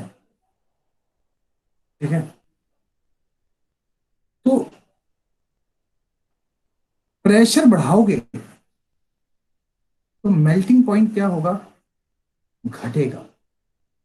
क्योंकि Decrease. अभी भी समझाया था मैंने कि जब आप हाई ऑल्टीट्यूड प्लेन पे जाते हो तो क्या होता है? दबाव कम होगा हवा का। यानी कि सपोज ये ऑब्जेक्ट है आपका, ठीक है? तो इसको चारों ओर से जो हवा है वो नहीं कम दबाएगी, तो बाहर से फोर्सेस पर यूनिट एरिया कम हो रहा है। This particles are more free to move, right? और जब आप हीट सप्लाई करते Yes. हो इसको यस तो सर। ये इजीली निकल जाता है, तो ये इजीली निकल जाता है चारों ओर अपने आप को अपने फेस को चेंज करके, राइट? सर मुझे क्लियर इसका नहीं डाउट हुआ। Sir yes sir. Yes sir. Sir समझ नहीं आया मुझे भी। बेटा मैं यस सर। आपसे एक बात पूछ रहा हूँ, नहीं मैं आपसे एक बात पूछ रहा हूँ। सपोज आप आप लोगों को आपको या 10 लोग हैं, आप 10 फ्रेंड्स हैं, आप 10 फ्रेंड्स को चारों तरफ से 100 लोग दबा रहे हैं, तब आप ज्यादा इजीली एक दूसरे दूर जा सकते हैं, या फिर तब आप जा सकते हैं जब आप 10 लोगों को 10 लोग दबा रहे हैं चारों ओर से? सर जब 10 लोग दबा रहे हैं। सर सेकंड केस में जब 10 लोग दबा रहे आप तभी जानते 10 हो लोग दबा। जब ये चारों ओर से फोर्स, सेकंड जब केस। चारों ओर से फोर्स कम हो गया, फोर्स कम होने के कारण आप ज्यादा फ्री हो मूव करने के लिए, और सडनली अगर कोई एनर्जी दे दे इन पार्टिकल्स को, ये फटाफट निकल जाएंगे दूर। और आप सभी जानते हो बहुत पास आके तो सॉलिड, थोड़ी दूर गए तो लिक्विड, बहुत दूर गए तो गैस। यही तो होता है So gas. क्या? तो मेल्टिंग पॉइंट क्या है? थोड़ा दूर जाना एक दूसरे से, इस फेज से इस फेज में जाना, तो कम फोर्स लग रहा है चारों ओर से, तो इस फेज से इस फेज में जाना आसान है। क्या सर डालते हैं समझ इसमें? नहीं आया सर, अगर प्रेशर लगा रहे हैं तो आपने 10 लोगों को बोला प्रेशर लगा रहे, तो सर उसका मेल्टिंग पॉइंट वो हिल नहीं पाएंगे, तो उसका मेल्टिंग एक पॉइंट सेकंड बढ़ना एक चाहिए सेकंड, मैं बात कर रहा हूँ हाई ऑल्टीट्यूड पे, हाई ऑल्टीट्यूड पे, हाई ऑल्टीट्यूड पे प्रेशर घटा रहे हैं ना हम तो? था। प्रेशर हाई ऑल्टीट्यूड पे प्रेशर घटेगा ना? सर अगर प्रेशर हम विल डिक्रीज। स्पेस में करें तो बहुत ही जल्दी हो जाएगा ये चेंज इन फेज। हाँ सब वहाँ पे तो है हाँ। ही नहीं एटमॉस्फेरिक प्रेशर। अब एक चीज बताओ, अभी हमने हाई ऑल्टीट्यूड की बात करी, मैंने आप सभी को बोला कि प्रेशर कम करोगे तो मेल्टिंग पॉइंट कम होगा, क्योंकि फोर्स पर यूनिट एरिया घट रहा है। These particles are now more free to move as compare to the earth surface, तो अगर आप प्रेशर बढ़ा रहे हो, अब इस केस को डिस्कस कर लेते हैं। अब अगर आप प्रेशर बढ़ा रहे हो तो मेल्टिंग पॉइंट पे क्या असर पड़ेगा? मेल्टिंग पॉइंट बढ़ जाएगा। आया समझ में? Hello no sir. Sir no sir, sir नहीं फर्स्ट है। केस में भी यही था कि प्रेशर बढ़ेगा तो मेल्टिंग पॉइंट घटेगा इनवर्सली, और सेकंड यस में सर, प्रेशर सर बढ़ेगा सेकंड में तो आप बोल रहे मेल्टिंग हैं पॉइंट भी बढ़ेगा। बेटा, वो आई गेस वो घटना था, मैंने वो एरो गलत लगा दिया। मैं हाई ऑल्टीट्यूड की बात करना चाह रहा हूं आपसे। मैं आपको ये बताना चाह रहा हूं कि सपोज दैट इज अज्यूम ये प्रेशर है आपका, आप हाई ऑल्टीट्यूड पे गए। मैंने ये केस इसलिए लिया क्योंकि पहले भी आपको मैंने इसी से समझाया था। अब हाई ऑल्टीट्यूड पे जाओगे तो प्रेशर क्या होगा? डिक्रीज होगा कि नहीं होगा? इतना बताओ। यस डिक्रीज सर, होगा। डिक्रीज। ऐसा डिक्रीज होगा। मैंने आपको यही सर समझाया बट ना। अगर हम ये अरे स्पेस यार में बोलने करें, दे, बोलने दो बेटा, बोलने दो, स्पेस छोड़ो अभी। आप एक चीज को समझिए पहले। आप एक चीज नहीं समझ रहे हैं, हम दूसरी चीज पहले डाल रहे हैं उस पर। Let me explain one thing first. तो अब अगर मैं हाई ऑल्टीट्यूड पे जाता हूं जहां प्रेशर कम है, तो फोर्स पर यूनिट एरिया क्या होगा? कम होने वाला है। ठीक है। अगर मैं कह रहा हूं कि हमारे अर्थ सरफेस पे 100 न्यूटन या फिर 1 पास्कल का फोर्स लग रहा है, और हम 1 किलोमीटर पर गए तो 1.1 पास्कल का फोर्स लग रहा है, यानी कि कम एनर्जी लग रही है इस पार्टिकल को पास लाने के लिए।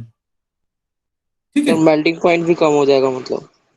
अब एक चीज बताओ, अगर इन पार्टिकल को पास लाने वाली एनर्जी कम है, इन पार्टिकल को कंप्रेस करने वाली एनर्जी कम है, और अगर मैं नीचे से हीट सप्लाई कर दूं, इसका टेम्परेचर बढ़ा दूं, तो ये फटाफट एनर्जी लेंगे और एक दूसरे से दूर जाने की कोशिश करेंगे।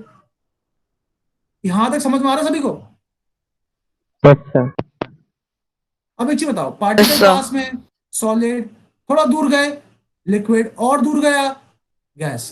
तो मैं ये कह रहा हूं कि अगर बाहर रोकने वाले कम हैं, तो आपको लगता कि ज्यादा इजीली दूर चले जाएंगे ये? अगर बाहर रोकने वाले कम हैं तो ये ज्यादा इजीली दूर जाएंगे। क्या यहां तक बात क्लियर है? सर आपने स्टार्टिंग में तो ये लिख दिया था प्रेशर जो है वो इनवर्सली यस प्रोपोर्शनल है। सर। ये लिखा था मैंने। वो बेटा हो सकता है मिस्टेक्स लिख दिया हो। फिलहाल बताओ, इतना क्लियर है? Yes sir. सर अब तो ये है ना, मतलब प्रेशर डायरेक्टली प्रोपोर्शनल है। हाँ, प्रेशर बढ़ाओगे तो मेल्टिंग पॉइंट बढ़ जाएगा। Hello hello, yes sir. इतना क्लियर है सभी को? मैं यस हाई सर। ऑल्टीट्यूड की बात कर रहा हूं, यस जहां सर। पे जहां पे पार्टिकल्स जहां पे पार्टिकल्स के ऊपर कम फोर्स लग रहा है। कम फोर्स लगेगा तो एनर्जी कम लगेगी। एनर्जी कम लगेगी तो पार्टिकल इजीली एक दूसरे से दूर चले जाएंगे, और अगर इजीली एक दूसरे से दूर चले गए तो अपना फेज उन्होंने इजीली चेंज कर लिया, तो मेल्टिंग पॉइंट घट गई ना, ज्यादा इजीली वो मेल्ट हो गए ना। लेकिन आपने प्रेशर बढ़ाया तो चारों तरफ से इसको फोर्स लग रहा है, इसको दूर जाने नहीं दे रहे हैं। आप एनर्जी दोगे, बहुत सारी एनर्जी दोगे, तब ये दूर जाएंगे एक दूसरे से, तो मेल्टिंग पॉइंट बढ़ गया ना। मैं ये कह रहा हूँ। सब So, समझ sir, आ it गया। is a correct yes sir. statement. The right statement is if you will increase the pressure, the melting point will also increase. It's directly proportional. I agree with that, but मैं आपको एक case लेके समझा रहा हूँ बेटा।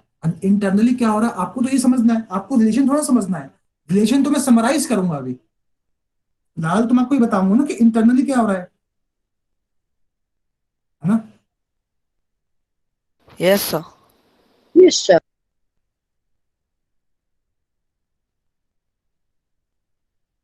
यहाँ तक किसी को डाउट है? यहाँ से नहीं है सर, एक डाउट था सर, जो मेल्टिंग पॉइंट है वो इवेपोरेशन से डायरेक्टली प्रोपोर्शनल है इनवर्सली? क्योंकि अगर हम मेल्टिंग अब एक चीज पॉइंट। बता बेटा, नहीं एक चीज बता, अगर मेल्टिंग पॉइंट घटेगा तो इवेपोरेशन का रेट बढ़ेगा ना। जितना इजिली वो मेल्ट होगा उतना इजिली ही वो वेपराइज होगा, उतना इजिली वो इवेपोरेट होगा। सर समझ नहीं आया मतलब कैसे? अरे बेटा बहुत सिंपल है, क्यों नहीं समझ आ रहा है? जितना आसानी से, सपोज ये सॉलिड है एक्स, अगर ये 80 डिग्री सेल्सियस पे लिक्विड बनता है, और ये सॉलिड है वाई, ये 120 डिग्री सेल्सियस पे लिक्विड बनता है। अब आप मुझे बता दो इसमें से रेट ऑफ इवेपोरेशन किसका खुद ज्यादा होगा, खुद बताओ। ये 80 डिग्री सेल्सियस पे मेल्ट हो गया, ये 120 पे भी नहीं हुआ है। अगर ये 80 पे मेल्ट हो गया तो शायद 90 पे इवेपोरेट हो जाए पूरा का पूरा। तो अब एक चीज बताओ, ये 120 पे तो बेटा लिक्विड बन रहा है, तो आप मुझे बताओ बेटर बेटर इवेपोरेशन कौन शो कर सकता है? 80 डिग्री। चैट बॉक्स लिखिए आप सभी, I want to read your chat. सभी को आई बात समझ में? ये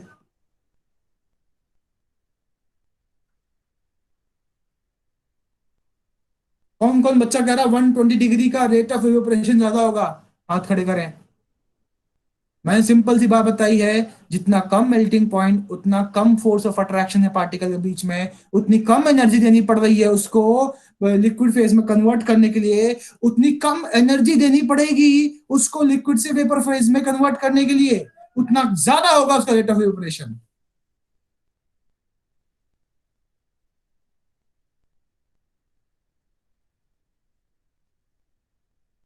चलिए, तो अब हम इस चीज को समराइज करने की कोशिश करते हैं। पहली बात करते हैं हम टेम्परेचर की।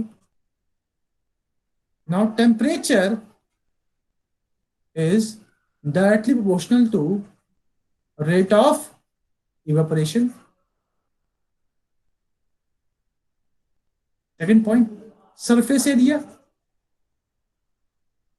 is also directly proportional to rate of evaporation. जितना ज्यादा surface area होगा उतना ज्यादा rate of evaporation होगा। Am I audible?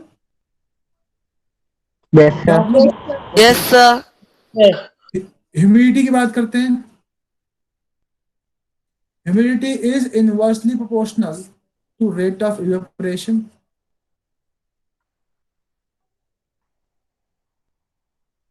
Wind speed की बात करें, wind speed is directly proportional to rate of evaporation. Pressure is inversely or directly proportional? Directly proportional. No, inversely proportional.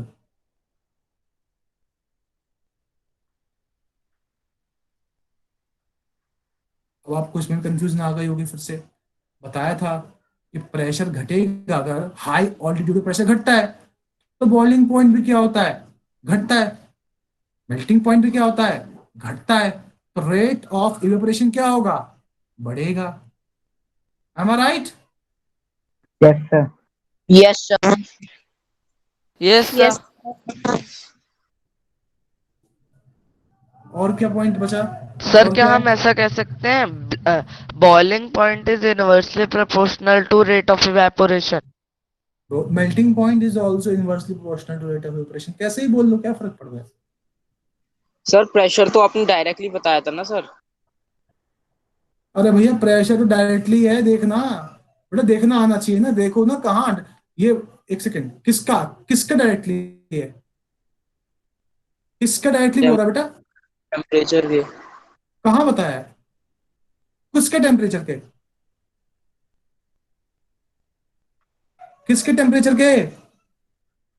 आप लोग कंफ्यूज हो रहे हैं। प्रेशर घटेगा तो टेम्परेचर भी घटेगा, क्योंकि pressure is directly proportional to temperature. तो बॉइलिंग पॉइंट भी क्या होगा, घटेगा। मेल्टिंग पॉइंट भी क्या होगा, घटेगा। रेट ऑफ इवेपोरेशन बढ़ेगा। बेटा इनके पीछे इनवर्स रिलेशन है। अरे कैसे कंफ्यूज हो रहे हो, समझ नहीं आ रहा है, अब मुझे भी कर रहे हो। सर आपने मेल्टिंग पॉइंट के बारे में बताया था। सर सारी चीजें क्या मिक्सअप हो रही है प्रेशर वाले क्वेश्चन में। क्या मिक्सअप हो रहा है, मुझे समझ नहीं आ रहा। अब एक चीज बताओ, अभी आप मुझे बताओ, ये पॉइंट क्लियर है, ये पॉइंट क्लियर है, ये पॉइंट क्लियर है, ये पॉइंट क्लियर है, यहां फंस रहे हो। आसान भाषा मैंने बोला है कि प्रेशर घटाओगे तो बॉइलिंग पॉइंट घटेगा, मेल्टिंग पॉइंट घटेगा। अगर बॉइलिंग पॉइंट मेल्टिंग पॉइंट घट गया तो चीजें इजिली इवेपोरेट हो सकती हैं, तो रेट ऑफ इवेपोरेशन बढ़ गया ना।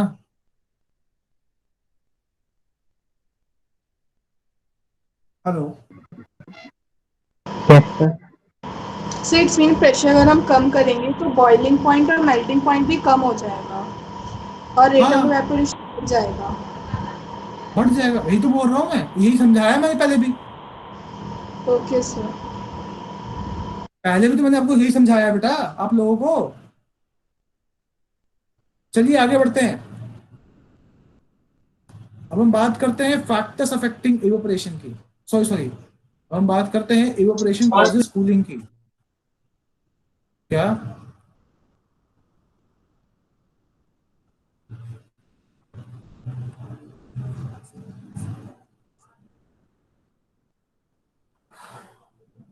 कल हम केस लेते हैं अर्धन पॉट का। Sir you are not audible. Sir, you are.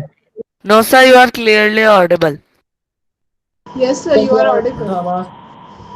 बेटा आवाज तो मेरी साइड से बिल्कुल सही है। Network issue. अभी सही आवाज? Yes, sir. चलिए अब हम आगे बढ़ते हैं। अब हम बहुत सारे केसेस डिस्कस करेंगे जहां पे इवेपोरेशन कूलिंग करता है। देखो एक बात तो हमें समझ में आ गई है कि इवेपोरेशन के दौरान एनवायरनमेंट से ऑब्जर्व किया जाता है क्या बोलते हैं एनर्जी। सपोज अर्धन पॉट की बात करते हैं। ये हमारा अर्धन पॉट है, इसमें पानी है। ये जो अर्धन पॉट है इसमें बहुत छोटे छोटे पोर्स होते हैं और वाटर इनके थ्रू स्वीप करते रहते हैं। ठीक है। Now these water molecule will try to sweep through these pores and they want to evaporate, and to evaporate they require latent heat evaporation। तो वो ये वाटर जो मॉलिक्यूल है इससे ही ये वाटर मॉलिक्यूल इस वाटर मॉलिक्यूल से ही अंदर जो पानी है उससे एनर्जी ऑब्जॉर्ब कर लेता है। अब आप सोचो अगर इस सभी वाटर मॉलिक्यूल ने लगातार इस वाटर मॉलिक्यूल बचे हुए पानी से एनर्जी ऑब्जॉर्ब करी तो क्या होगा? ये पानी क्या हो जाएगा? ठंडा, क्योंकि इसकी एनर्जी कम हो गई। एनर्जी कम हो गई, टेम्परेचर भी कम हो गया। So I can say that this evaporation causes cooling. किसी को डाउट है इसमें? किसी को डाउट है इसमें? No sir.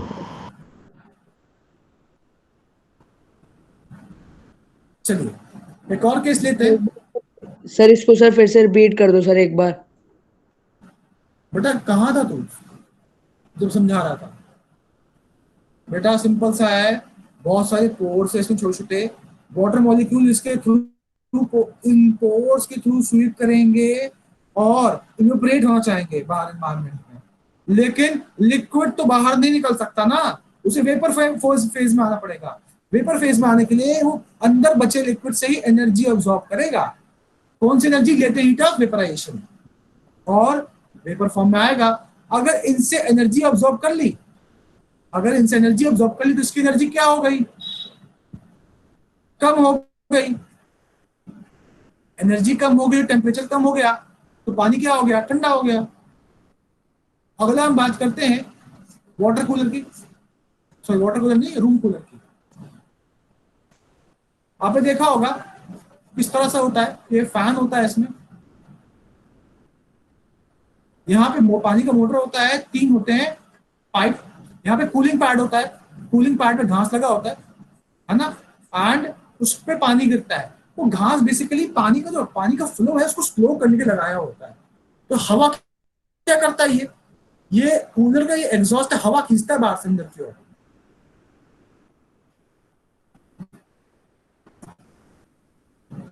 क्या होगा? हवा आएगी, यहाँ पे गरम गरम हवा आएगी। पानी जो है क्या क्लियर नहीं है? हवा तो अंदर आई, इसमें क्लियर क्या नहीं है? बेटा क्या क्लियर नहीं है? मैंने तुमको समझाया ही नहीं अभी। कूलर के अंदर हवा आ रही है इसमें। Hello hello. Yes sir. Yes, sir. Am I audible? Yes, sir. Yes, sir. बेटा किसको क्लियर नहीं है? You are clearly audible. Yes बेटा try to sit in a place जहां पे आप सभी का नेट सही काम कर रहा हो। ठीक है? अंडरस्टूड? Yes sir. सर वो क्लियर में आवाज के लिए कह रही थी, अब आ गई क्लियर मुझे आवाज। तो अब यहाँ पे हवा अंदर आ गई। अब देखिए जो वाटर जो गिर रहा है ना, water which is falling like this, ये वाटर इवोपरेट होना चाहेगा। इवोपरेट होने के लिए वो किससे एनर्जी ऑब्जर्व करेगा? उस हवा से जो हवा यहाँ पे आ गई है, ठीक है। और क्या करेगा वो? एनर्जी ऑब्जर्व करके इवोपरेट हो जाएगा। अब एक चीज बताओ, अगर उसने अंदर प्रेजेंट हवा से एनर्जी ऑब्जर्व कर ली तो ये एयर क्या हो जाएगा? कूल हो जाएगा, और इस ठंडी हवा को वो रूम के अंदर भेज देगा। समझ में आया? नहीं सर। क्या नहीं आया बेटा इसमें? आ गया सर। सर इसमें जो हवा जो मिल रही है इवेपोरेशन के लिए, सर वो पीछे से आ रही है और जो बाकी हवा इवेपोरेट होके वो साइड से एस्केप तीन कर साइड से आ रही बेटा। देखो बेटा, कूलर देखा आप सभी ने? कूलर में 3 साइड होते हैं। Yes sir. ठीक है, तीनों साइड से हवा आ रही है। कूलर में तीनों साइड से हवा आती है, 3 कूलिंग पैड होते हैं, तीनों से हवा खींच रहा है अंदर। अंदर कंटेनर में हवा आ रही है, इसमें गर्म हवा को ठंडी हवा में कन्वर्ट करना है। उसके लिए कूलिंग पैड पे गिरता हुआ वाटर उस गर्म हवा से एनर्जी ऑब्जर्व कर लेगा, उसको ठंडा कर देगा, कमरे के अंदर भेज देगा और खुद इवेपोरेट हो जाएगा, एनवायरमेंट निकल जाएगा। क्या समझ नहीं आया इसमें? नो सर, सब कुछ समझ आ गया। बेटा ध्यान दो, ध्यान से समझो। अगर आप लोगों का ध्यान भटक रहा है तो दिक्कत होगी।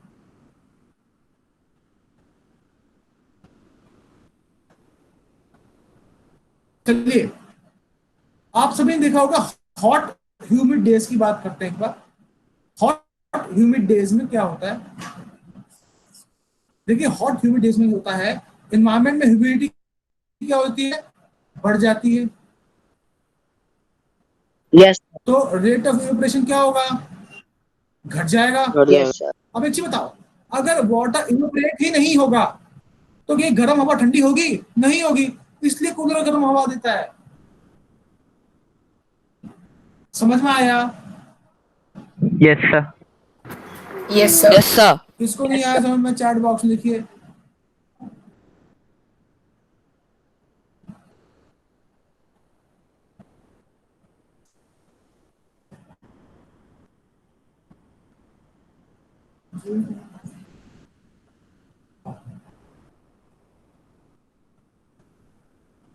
सभी को समझ में आ गया? Yes sir. एक और केस लेते हैं। Yes sir. Yes sir. का केस ले लेते हैं बेटा। जब हम गेम्स खेलते हैं गर्मियों में, ठीक है, तो हमारी बॉडी स्वेट करना स्टार्ट करती है।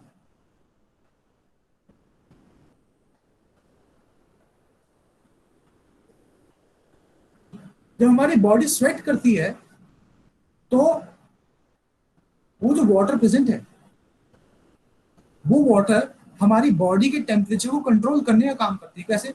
सपोज जब आपने गेम खेला तो आपकी बॉडी का टेम्परेचर क्या हो गया? इंक्रीज हो गया। बढ़ गया। इंक्रीज हो गया। इंक्रीज हो गया। सेट है, आपकी बॉडी से एनर्जी अब्सॉर्ब करेगा और क्या हो जाएगा? इवेपोरेट। तो उसने एनर्जी कहां से ली? इस वाटर, इस स्वेट ने आपकी बॉडी से ली। आपकी बॉडी का टेम्परेचर क्या हो गया? कम हो गया। तो आप सभी ने देखा भी होगा, जब हम गेम्स खेल के आते हैं और बहुत ज्यादा स्वेटिंग होती है, after some time we feel extremely cool under fan also. हुआ है कभी ऐसा? Yes sir. Yes sir. ऐसा इसलिए होता है कि जब आप गेम्स खेलते आते हो और जो पंखे नीचे बैठते हो, wind speed rate of evaporation को एकदम से बढ़ा देती है और जो स्वेट है आपकी बॉडी में, वो आपकी बॉडी से ही एनर्जी अब्सॉर्ब करके इवेपोरेट होना स्टार्ट करती है और आपकी बॉडी के टेम्परेचर को ड्रास्टिकली कम करना स्टार्ट करती है, ताकि आप वी डोंट डाई। अगर टेम्परेचर बहुत ज्यादा बढ़ गया, we can even die also. किसी को डाउट है यहाँ तक? No sir. No sir. No sir, no doubt. ठीक है, आप सबने देखा भी होगा कि जो चाय है, अगर हम उसको सॉफ्ट सर्व में पिए, तो आपने देखा होगा सरफेस एरिया वो ठंडा बहुत जल्दी होता है।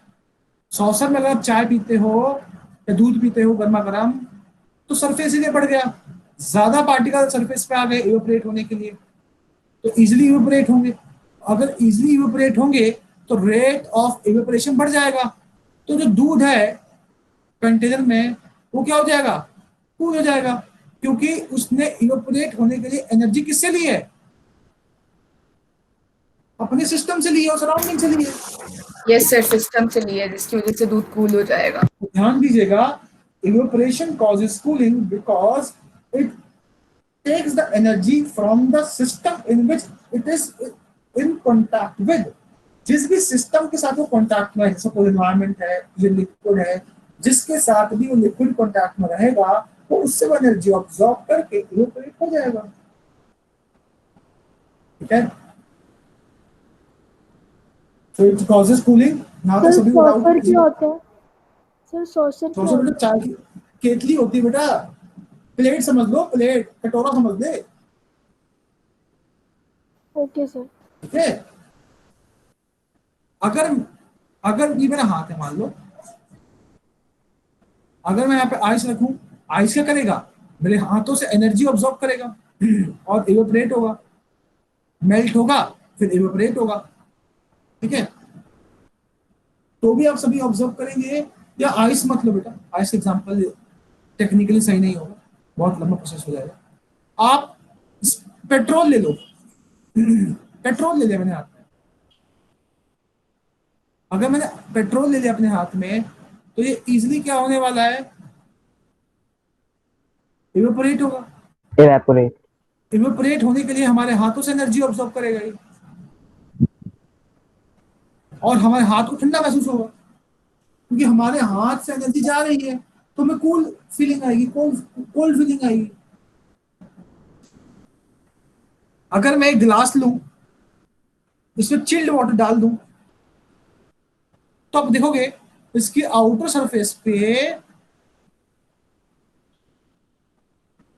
पानी के क्लियर बन जाएगी, पानी के क्लियर बन जाएंगे। क्यों? क्योंकि जो एनवायरनमेंट में वाटर प्रेजेंट था तो जैसे इसे कांटेक्ट में आएगा वो कंडेंस हो जाएगा इसके सरफेस पे। सिंपल सा था। किसी के हाथ में डाउट है क्या? No sir, no doubt. Chat box में लिखिए। No sir, no doubt. Please write in chat box. No sir, no doubt.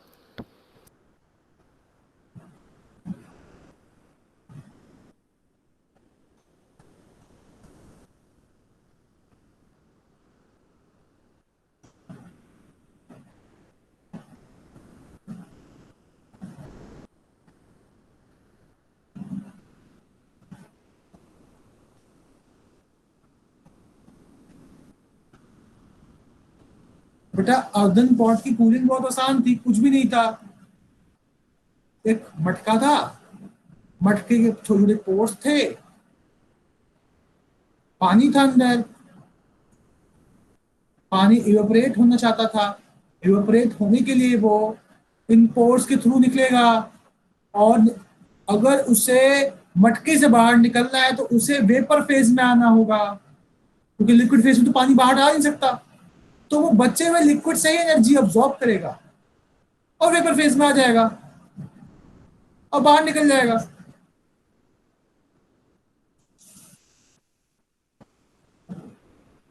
और अगर उसने इस वाटर से एनर्जी अब्सॉर्ब करी तो ये पानी क्या हो जाएगा, ठंडा हो जाएगा।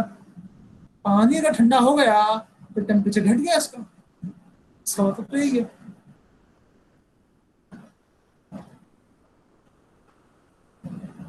किसी को यहाँ तक डाउट है क्या? No sir. No sir, no doubt. बात करते हैं, अब हम बात करते हैं प्लाज्मा की। Plasma is the fourth state of matter. It is a mixture of ions and electrons. ठीक है, कैसे बनता है plasma? It is form when atom is subjected to very high temperature. जब हम किसी एटम को बहुत ज्यादा हाई टेम्परेचर, सन की बात करूं, सन में होता है प्लाज्मा, फायर में होता है प्लाज्मा, आपके घर में ट्यूबलाइट से उसमें प्लाज्मा होता है। तो जब आप उसके अंदर जो गैस प्रेजेंट है उसके थ्रू बहुत हाई टेम्परेचर दिया जाता है तो एटम ब्रेक हो जाता है अपने कंस्टिट्यूएंट में, आयन में और इलेक्ट्रॉन में। ये दोनों क्या होते हैं हम नेक्स्ट क्या बोलते हैं थर्ड चैप्टर में पढ़ेंगे। फिलहाल बस इतना समझना है कि एटम आयन इलेक्ट्रॉन में डिसोसिएट हो जाते हैं। ठीक है, अर्थ पे भी प्लाज्मा बन सकता है। कैसे? ट्यूबलाइट क्या है? प्लाज्मा है। नियॉन साइन बोर्ड्स ये प्लाज्मा है। आपने देखा भी नियॉन होगा साइड कई बोर्ड बार। मतलब? बेटा आपने देखा होगा, आप एक बार ना गूगल करना, गूगल पे आपको अगर मैं दिखा देता हूँ तो जब इंटरनेट है तो उसको यूज करो।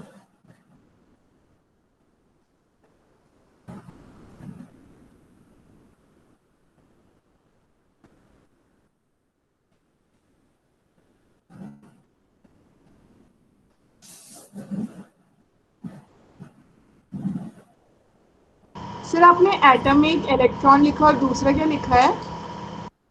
Ion, ion, ION। आप सभी ने देखा है बोर्ड? यस बेटा सर। नियॉन साइन बोर्ड है, आप सभी ने देखा भी होगा कई बार लटका हुआ बाहर। This is neon sign board. Yes sir. Sir tubelight में कौन सी गैस दिस इज प्लाज्मा में बनती है? हीलियम डाल सकते हो बेटा।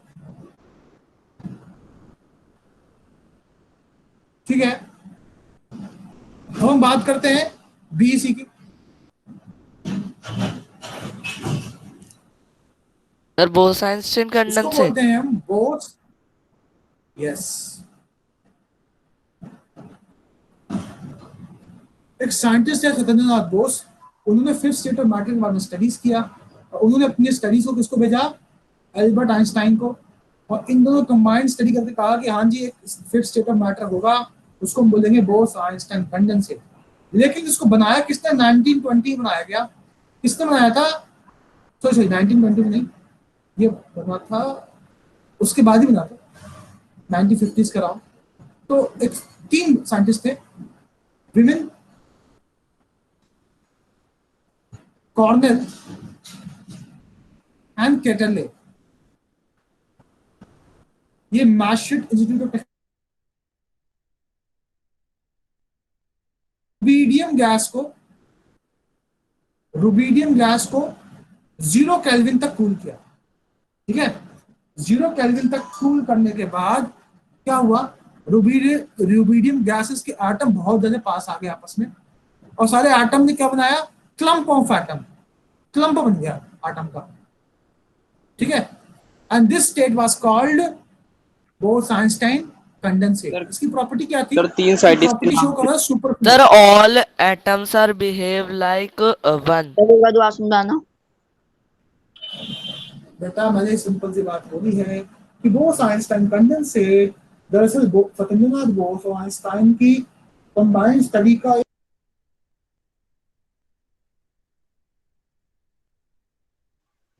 सर आपको सर भूमिका आपको म्यूट कर दिया।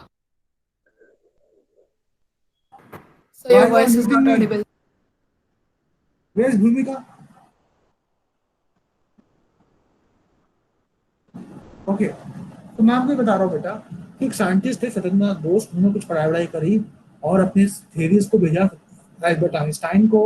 दोनों ने मिलकर बोला हाँ जी फिफ्थ स्टेट ऑफ मैटर हो सकता है, लेकिन उसको अटेन करने वाले कॉलेज के कुछ PhD स्टूडेंट्स थे, उनका नाम था विमेन, कॉर्नेल, केटरले। उन्होंने क्या किया? रुबीडियम गैस को 0 केल्विन तक कूल किया।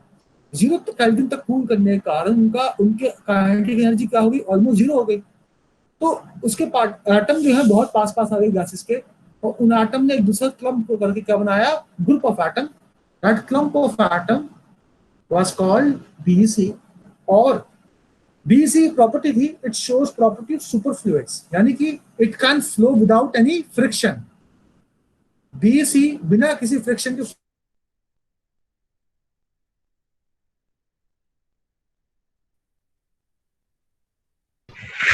You are not audible. Sir आपकी आवाज नहीं आ रही। सर आपकी आवाज नहीं आ रही। Not audible.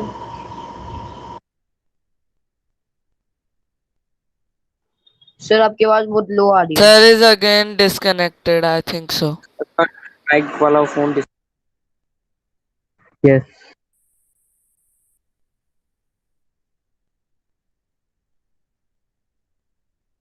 Hello sir.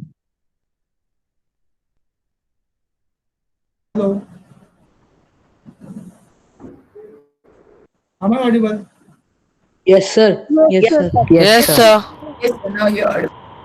Sir ये दो साइंटिस्ट थे ना, Carl Wieman and Eric Cornell. Sir एक बार इनके नाम की स्पेलिंग बता दे सर, थोड़ा मेरा ब्लर आ रहा है।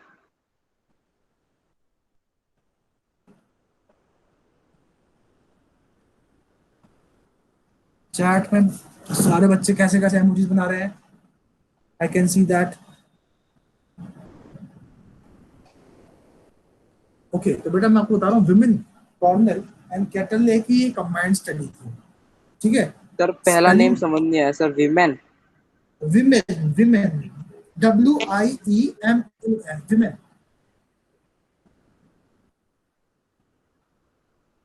WIEMAN,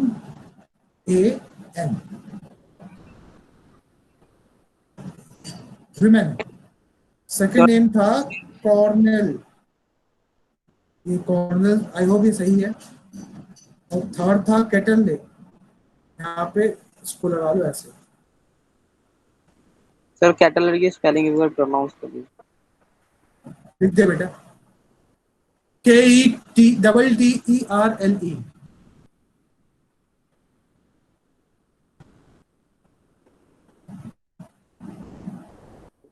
sir KETTER। KETTERLE। Thank you sir. तो here we are completing our first chapter। किसी को डाउट है यहाँ तक? No sir. सर ये सुपर फ्लूइड क्या था सर, वो समझ नहीं आया, आप साथ लास्ट में बता रहे थे सर, आपका डिस्कनेक्ट हो गया था। सर रुबीडियम गैस से बता दीजिए। बेटा मैं कह रहा था सुपर, मैं कह रहा हूँ बेटा कि जो बोस-आइंस्टाइन कंडेंसेट है, that is formed by cooling rubidium gas to 0 kelvin. 0 kelvin पे कूल किया गया उसको, उसके पार्टिकल मूव करना बंद हो गए। मूव करने के बाद वो पार्टिकल एक दूसरे क्लम्प हो गए। क्लम्पिंग के बाद वो बिना किसी फ्रिक्शन के फ्लो कर सकते थे। उसी को मैंने बोला दिस प्रॉपर्टी ऑफ सुपरफ्लुइड्स, ठीक है। किसी को डाउट है और? No sir. क्या सर तो ये जो clump of atom, No doubts. ये बिना फ्रिक्शन के मतलब मूव कर सकता था बिल्कुल। अब ऐसा नहीं गलियों में फ्रीली मूव कर रहा है बेटे, सिस्टम में जहां पे इसको अटेन किया गया है। इसकी स्टेबिलिटी बहुत कम है, बहुत अनस्टेबल सिस्टम है ये, तो ये बहुत एडवर्स कंडीशंस में तैयार किए जाते हैं।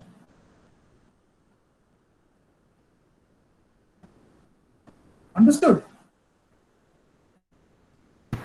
Yes sir. सभी को क्लियर है? क्लम्प का मतलब क्या हुआ सर? क्लम्प मतलब एक साथ उसको बांध के रख दिया, तो इससे फ्रिक्शन पे क्या असर हुआ सर? बेटे वो उसकी प्रॉपर्टी है, कि वो बिना किसी फ्रिक्शन के फ्लो कर रहा था उस सिस्टम में जहां पे उसको स्टडी किया गया। ऐसा नहीं कि हमारी गलियों में बिना किसी फ्रिक्शन के फ्लो कर रहा था। तो सर ये कह सकते हैं कि उसके पास 0 काइनेटिक एनर्जी आ गई थी?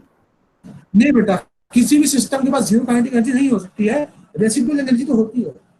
ये आप एमएससी में पढ़ोगे।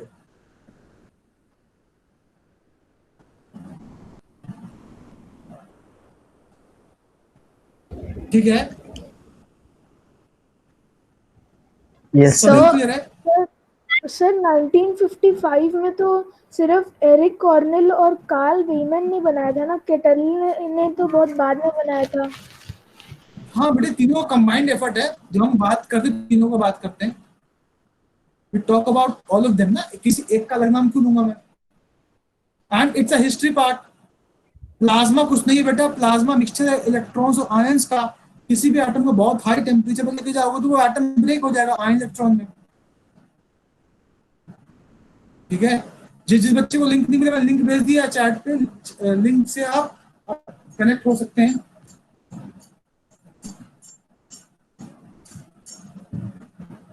Sir, if you have completed the topics, please explain cooler once again. Cooler का दिक्कत आ रहा है बेटा, कूलर नहीं समझ में आया? Yes sir, मुझे नहीं आया समझ। बहुत सिंपल है, ये मेरा कूलर है, इसके 3 कूलिंग पैड होते हैं, पहला, दूसरा, तीसरा। यहाँ पे फैन होता है, यहाँ होती है पानी का मोटर और 3 होती है पाइप। हवा 3 साइड से अंदर आई, गरम गरम हवा। जो गरम हवा है ना यहाँ पे, उस गरम हवा की एनर्जी कौन अब्सॉर्ब करेगा? वो पानी जो इन कूलिंग पैड्स पे गिर रहा है धीरे धीरे। पानी जो है इस गर्म हवा से एनर्जी अब्सॉर्ब करके इवेपोरेट हो जाएगा। बेटा लेट मी कंप्लीट फर्स्ट, है ना, फिर आप पूछना। ये जो पानी जो है इस गर्म हवा से एनर्जी अब्सॉर्ब करेगी और इवेपोरेट हो जाएगा, ठीक है। उसके कारण क्या होगा, इस गर्म हवा एनर्जी कम हो गया तो ये ठंडा हो गया। ठंडा होने के बाद इसको कमरे में भेज देते हैं। आप पूछो क्या पूछ रहे हो? सर मतलब ये तो बिल्कुल ओशन वाले एग्जांपल की तरह हो रहा है ना। हाँ, इवेपोरेशन अगेन कॉल्ड। सर जो अभी आपने टी का जो बताया था एग्जांपल, जो उसमें डलने के बाद कटोरी सी में डलने के बाद ठंडा हो जाता है, तो आपने मतलब एक बार वो भी दोबारा। कटोरी का सरफेस एरिया बढ़ गया, ज्यादा पार्टिकल सरफेस पे आ सकते हैं, ज्यादा रेट ऑफ इवेपोरेशन होगा, ज्यादा रेट ऑफ इवेपोरेशन होगा, ज्यादा कूलिंग होगी। बेटा सिस्टम से ही कर रहा है, सराउंडिंग से कर रहा है। क्या क्या कौन टी एनर्जी अब्सॉर्ब कर रही है, या फिर जिस कटोरी में हमने उसको रखा हुआ है वो उसकी एनर्जी मतलब हीट एनर्जी अब्सॉर्ब करके वो ठंडा बना रहा है? इवेपोरेट क्या होगा? प्लेट इवेपोरेट थोड़ा ना होगा, लिक्विड ही तो इवेपोरेट होगा। लिक्विड ही तो इवेपोरेट होगा ना। तो लिक्विड एनवायरनमेंट से एनर्जी अब्सॉर्ब करेगा। चाय बहुत ज्यादा गर्म है तो अपने एनवायरनमेंट से कर लेगा, या तो उस कंटेनर से कर लेगा, पर कंटेनर भी बहुत गर्म होगा तो एनवायरनमेंट से करेगा, हवा से कर लेगा एनर्जी अब्सॉर्ब। या हमारे कंटेनर से कर सकता है, कंटेनर से करेगा तो कंटेनर से अब्सॉर्ब करके वो इवेपोरेट हो जाएगा। समझ में आया सर? Yes sir. सर आपने अर्दन पॉट, डेजर्ट कूलर के बाद 4 और बताए थे ना, एक टी का मतलब एक सॉसर का और एक एसीटन का, और 2 कौन से थे? बस नाम बता दीजिए एक बार। अर्दन पॉट था, डेजर्ट कूलर था, फिर हमने क्या बात किया था? एसीटन भी था, की बात करी हमने, स्वेटिंग पर्सपिरेशन की बात करी हमने।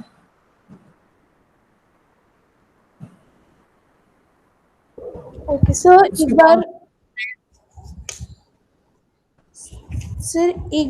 सर उन्होंने कूल कैसे करा था उसको 0 केल्विन तक? टेम्परेचर को कम करके। सर इतना टेम्परेचर कम हो जाता है? 0 केल्विन तक तो हो सकता है, उसके नीचे नहीं हो सकता। एंड सर एक बार आयन इलेक्ट्रॉन हम 3rd चैप्टर में पढ़ेंगे, बट थोड़ा सा इंट्रो दे दीजिए अभी, क्योंकि सर प्लाज्मा जो वाला से जो आपने भी हाइड्रोजन है ना, हाइड्रोजन को अगर आप ब्रेक करोगे it will form hydrogen ion and electron, ठीक है। ये आपका हाइड्रोजन है, उसका न्यूक्लियस होता है, इसमें प्रोटॉन होता है और उसके चारों इलेक्ट्रॉन घूम रहा है। सर इलेक्ट्रॉन चारों ओर घूमते हैं तो बचा से प्रोटॉन और एक खाली शेल तो इलेक्ट्रॉन। तो ये यही आपका H+ है और ये आपका इलेक्ट्रॉन है। सर आवाज ब्रेक हो रही थी, कोई बीच में बोल रहा था, मुझे समझ नहीं आया। बेटा मैं कह रहा हूँ कि अगर ये आपका हाइड्रोजन एटम है, इसके सेंटर पे न्यूक्लियस होता है, उसमें प्रोटॉन होता है और चारों इलेक्ट्रॉन घूम रहा है, ये इलेक्ट्रॉन है, एक इलेक्ट्रॉन होता है, एक प्रोटॉन होता है हाइड्रोजन में। अगर आपने इसको एनर्जी दे दी तो इलेक्ट्रॉन बाहर निकल जाएगा। देखो बाहर निकल गया, बचा क्या? एक प्रोटॉन न्यूक्लियस में शेल खाली है और ये H+ आयन बन गया and this is your electron. समझ में आया? सर जो भी आपने प्लाज्मा थ्योरी बताई, वो मतलब वो जो प्लाज्मा है वो हम ट्यूबलाइट्स और इन सब में क्यों यूज करते हैं? मतलब जैसे BC अभी काम डाउन, ये सारा आप 4th चैप्टर में पढ़ोगे, अभी मैं नहीं समझा सकता ना, अभी टाइम भी हो चुका है, सेकंड क्लास भी होंगी आप लोगों की ना, तो आप लोगों को स्ट्रक्चर ऑफ एक एटम बार में पढ़ाया जाएगा। प्रेशर का समझा दीजिए, उसमें बहुत कंफ्यूजन हो रही है मुझे। सर बस मुझे प्रेशर एक बढ़ाओगे, प्रेशर बढ़ाओगे तो मेल्टिंग पॉइंट, बॉइलिंग पॉइंट घटेगा और रेट ऑफ इवेपोरेशन बढ़ेगा। बॉइलिंग पॉइंट घटेगा मतलब बॉइल प्रेशर घटाओगे तो मेल्टिंग पॉइंट, बॉइलिंग पॉइंट घटेगा, रेट ऑफ इवेपोरेशन बढ़ेगा। Pressure is inversely proportional to rate of evaporation.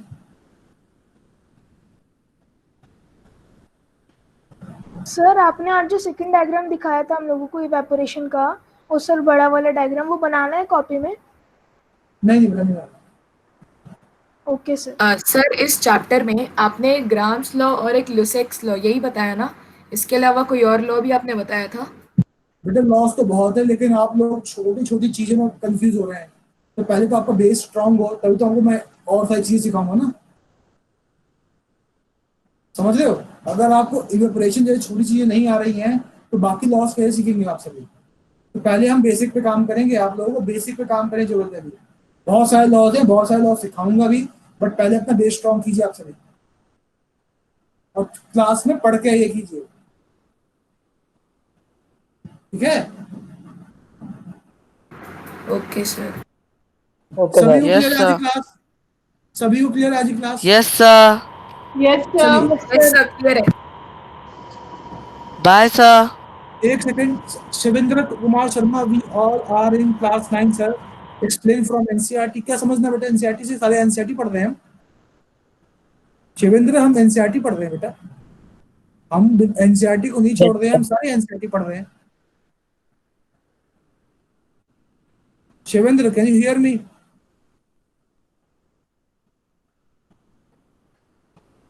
Sir yes, left चलिए में। चलिए बाय।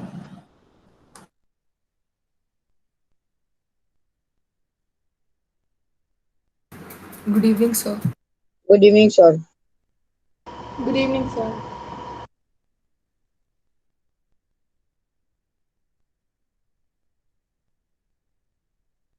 Good evening sir.